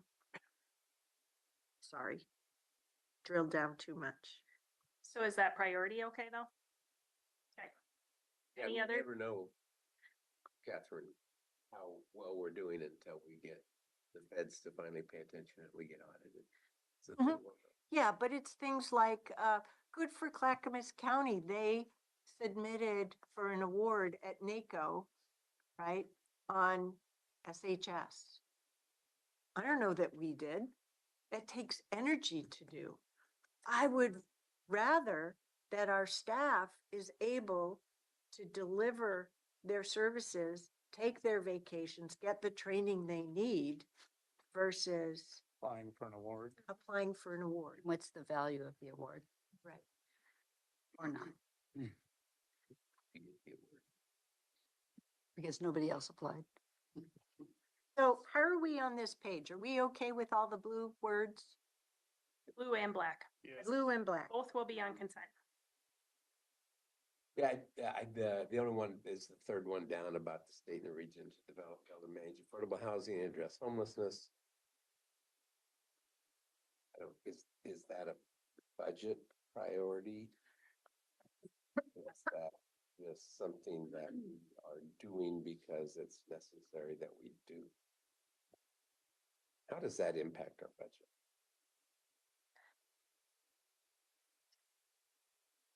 So, SHS conversation, we are, SHS kind of lives within their own. but that's still, It's in that bullet. yeah, it's in that bullet. Okay. This also is meant to, because your budget principles and priorities are all funds, not just, I know we're focusing on the reductions in the general fund, but this is, think of it all funds. So your board has, Molly Rogers and team has presented, we need to look at other sources of funding for, housing development, for example, and so that's couched with state and region for affordable housing. That's problem behind within that. there is just, thought it was not what I envisioned as a budget plan. Priority. What, Yep, I'm okay. one of the reasons why I do the 2x print is so I can see both slides together. That's why I have it on here because it's easy to go. "Da, Oh, da, yeah, da, da, you, da." yep, Yeah, yep. So are we thumbs up on this? we're good. Okay, next slide. That's it. We got 45 more minutes. Well, what do you want to talk about? Do we need to give you Yeah. post-its? I drank my energy drink. I'm going to 5 o'clock. I think a bit of water here too. What is wrong with you? I was quiet this morning and you called me out for being quiet this morning. Have you created a monster? Good job, commissioners. This stuff is hard. It's these kind of conversations. Hello, staff. Hello, staff. It's these kind of conversations that I continue to be grateful to serve with you specifically as our colleagues. So, Well, this hello, is a lot of Steve work. Kang. Oh, You yeah. know, you're part of team John Steyer on the budget, so. Tanya, you spent a lot of time on these 2 presentations and you and everybody else staff. So thank you very much. Well, these presentations wouldn't have gotten put together without staff, so I just wanna, I wasn't I like wanting to the give many- you all the credit. Yeah. I'm not taking all the credit. Okay. Good job, everyone. Could I ask one last question? No. John, is there anything that you want to let us know? Yeah, you'd like me to come. I would say I'm still learning. I've been in this job, I guess, 6 weeks. And so, it's a good for me to see all the things that I haven't seen from the sheriff's office perspective, like our investments and all the other taxes and what the other departments do. And so as we build the budget, I will be learning about other departments, but also hopefully to help my department knowledge will help provide some experience in building that budget. So I'll be part of the team. Well, feel free to watch our budget committee meetings on The previous. fast speed Well, I do, in, we do watch. in YouTube. Yep. To see how we. That's helpful actually, because it saves time. Yes, it does. So, board, one of the things, there's different, people I would take with me for different reasons. I would have Laurel Brown give me bad news any day, because I think she could give me bad news of any kind, because it's just how she delivers messages. And John, I would take John with me through any type of emergency, because exactly how he responded to that question is how he shows up every day. And what I mean by that is it's just this continuous kind of confidence and just stability. And he's bringing that both to the team. Also, we talked about how hard this is. And so to have, I'm calling it like that steady kind of hand and that demeanor, I just so appreciate that from John. And then also the learning mindset. If he doesn't know, so he's not going to pretend he knows it. He's going to get the information, and he does get the information. And also finds new opportunities too. Which Yeah. reminded me of something a note that I didn't bring for myself with regard to budget. I got feedback from a couple of budget committee members from last year that when they received the mailings about the budget for budget committees, it was all done, here's the entirety. And that is too much for the budget committee members who are just on ESPD, URMD, and then North Bethany Service District. Okay. They didn't get their specific portion. They need the highlight of where to find their Certainly. specific portion and how our overall process is specific to them. And so, yes, they are going to want to see the full Q&A because we don't have the time to sort it out by committee, but maybe we add a column in there to try and identify which of the 3 budget committees it's pertinent to so they can sort that or something. But I neglected to mention that earlier in. Well, we've been doing this for 6 years now and still have difficulty finding specific things. Well, it's But- partly because it's a lot of information, It is. right? But this is our full-time job, right? Yes. And we schedule and may accordingly. We're not trying to balance being on the budget committee with another full-time job while they're volunteering on the budget committee. So that is just one tip and trick. Mhm. So, awesome. And thank you in advance to our team. We know you're doing a lot of hard work and decision-making. We're trying our darndest to not do your work, but be on the journey to support the fine, thoughtful thinking and problem solving that you're doing. So thank you. Mhm. We are hereby adjourned.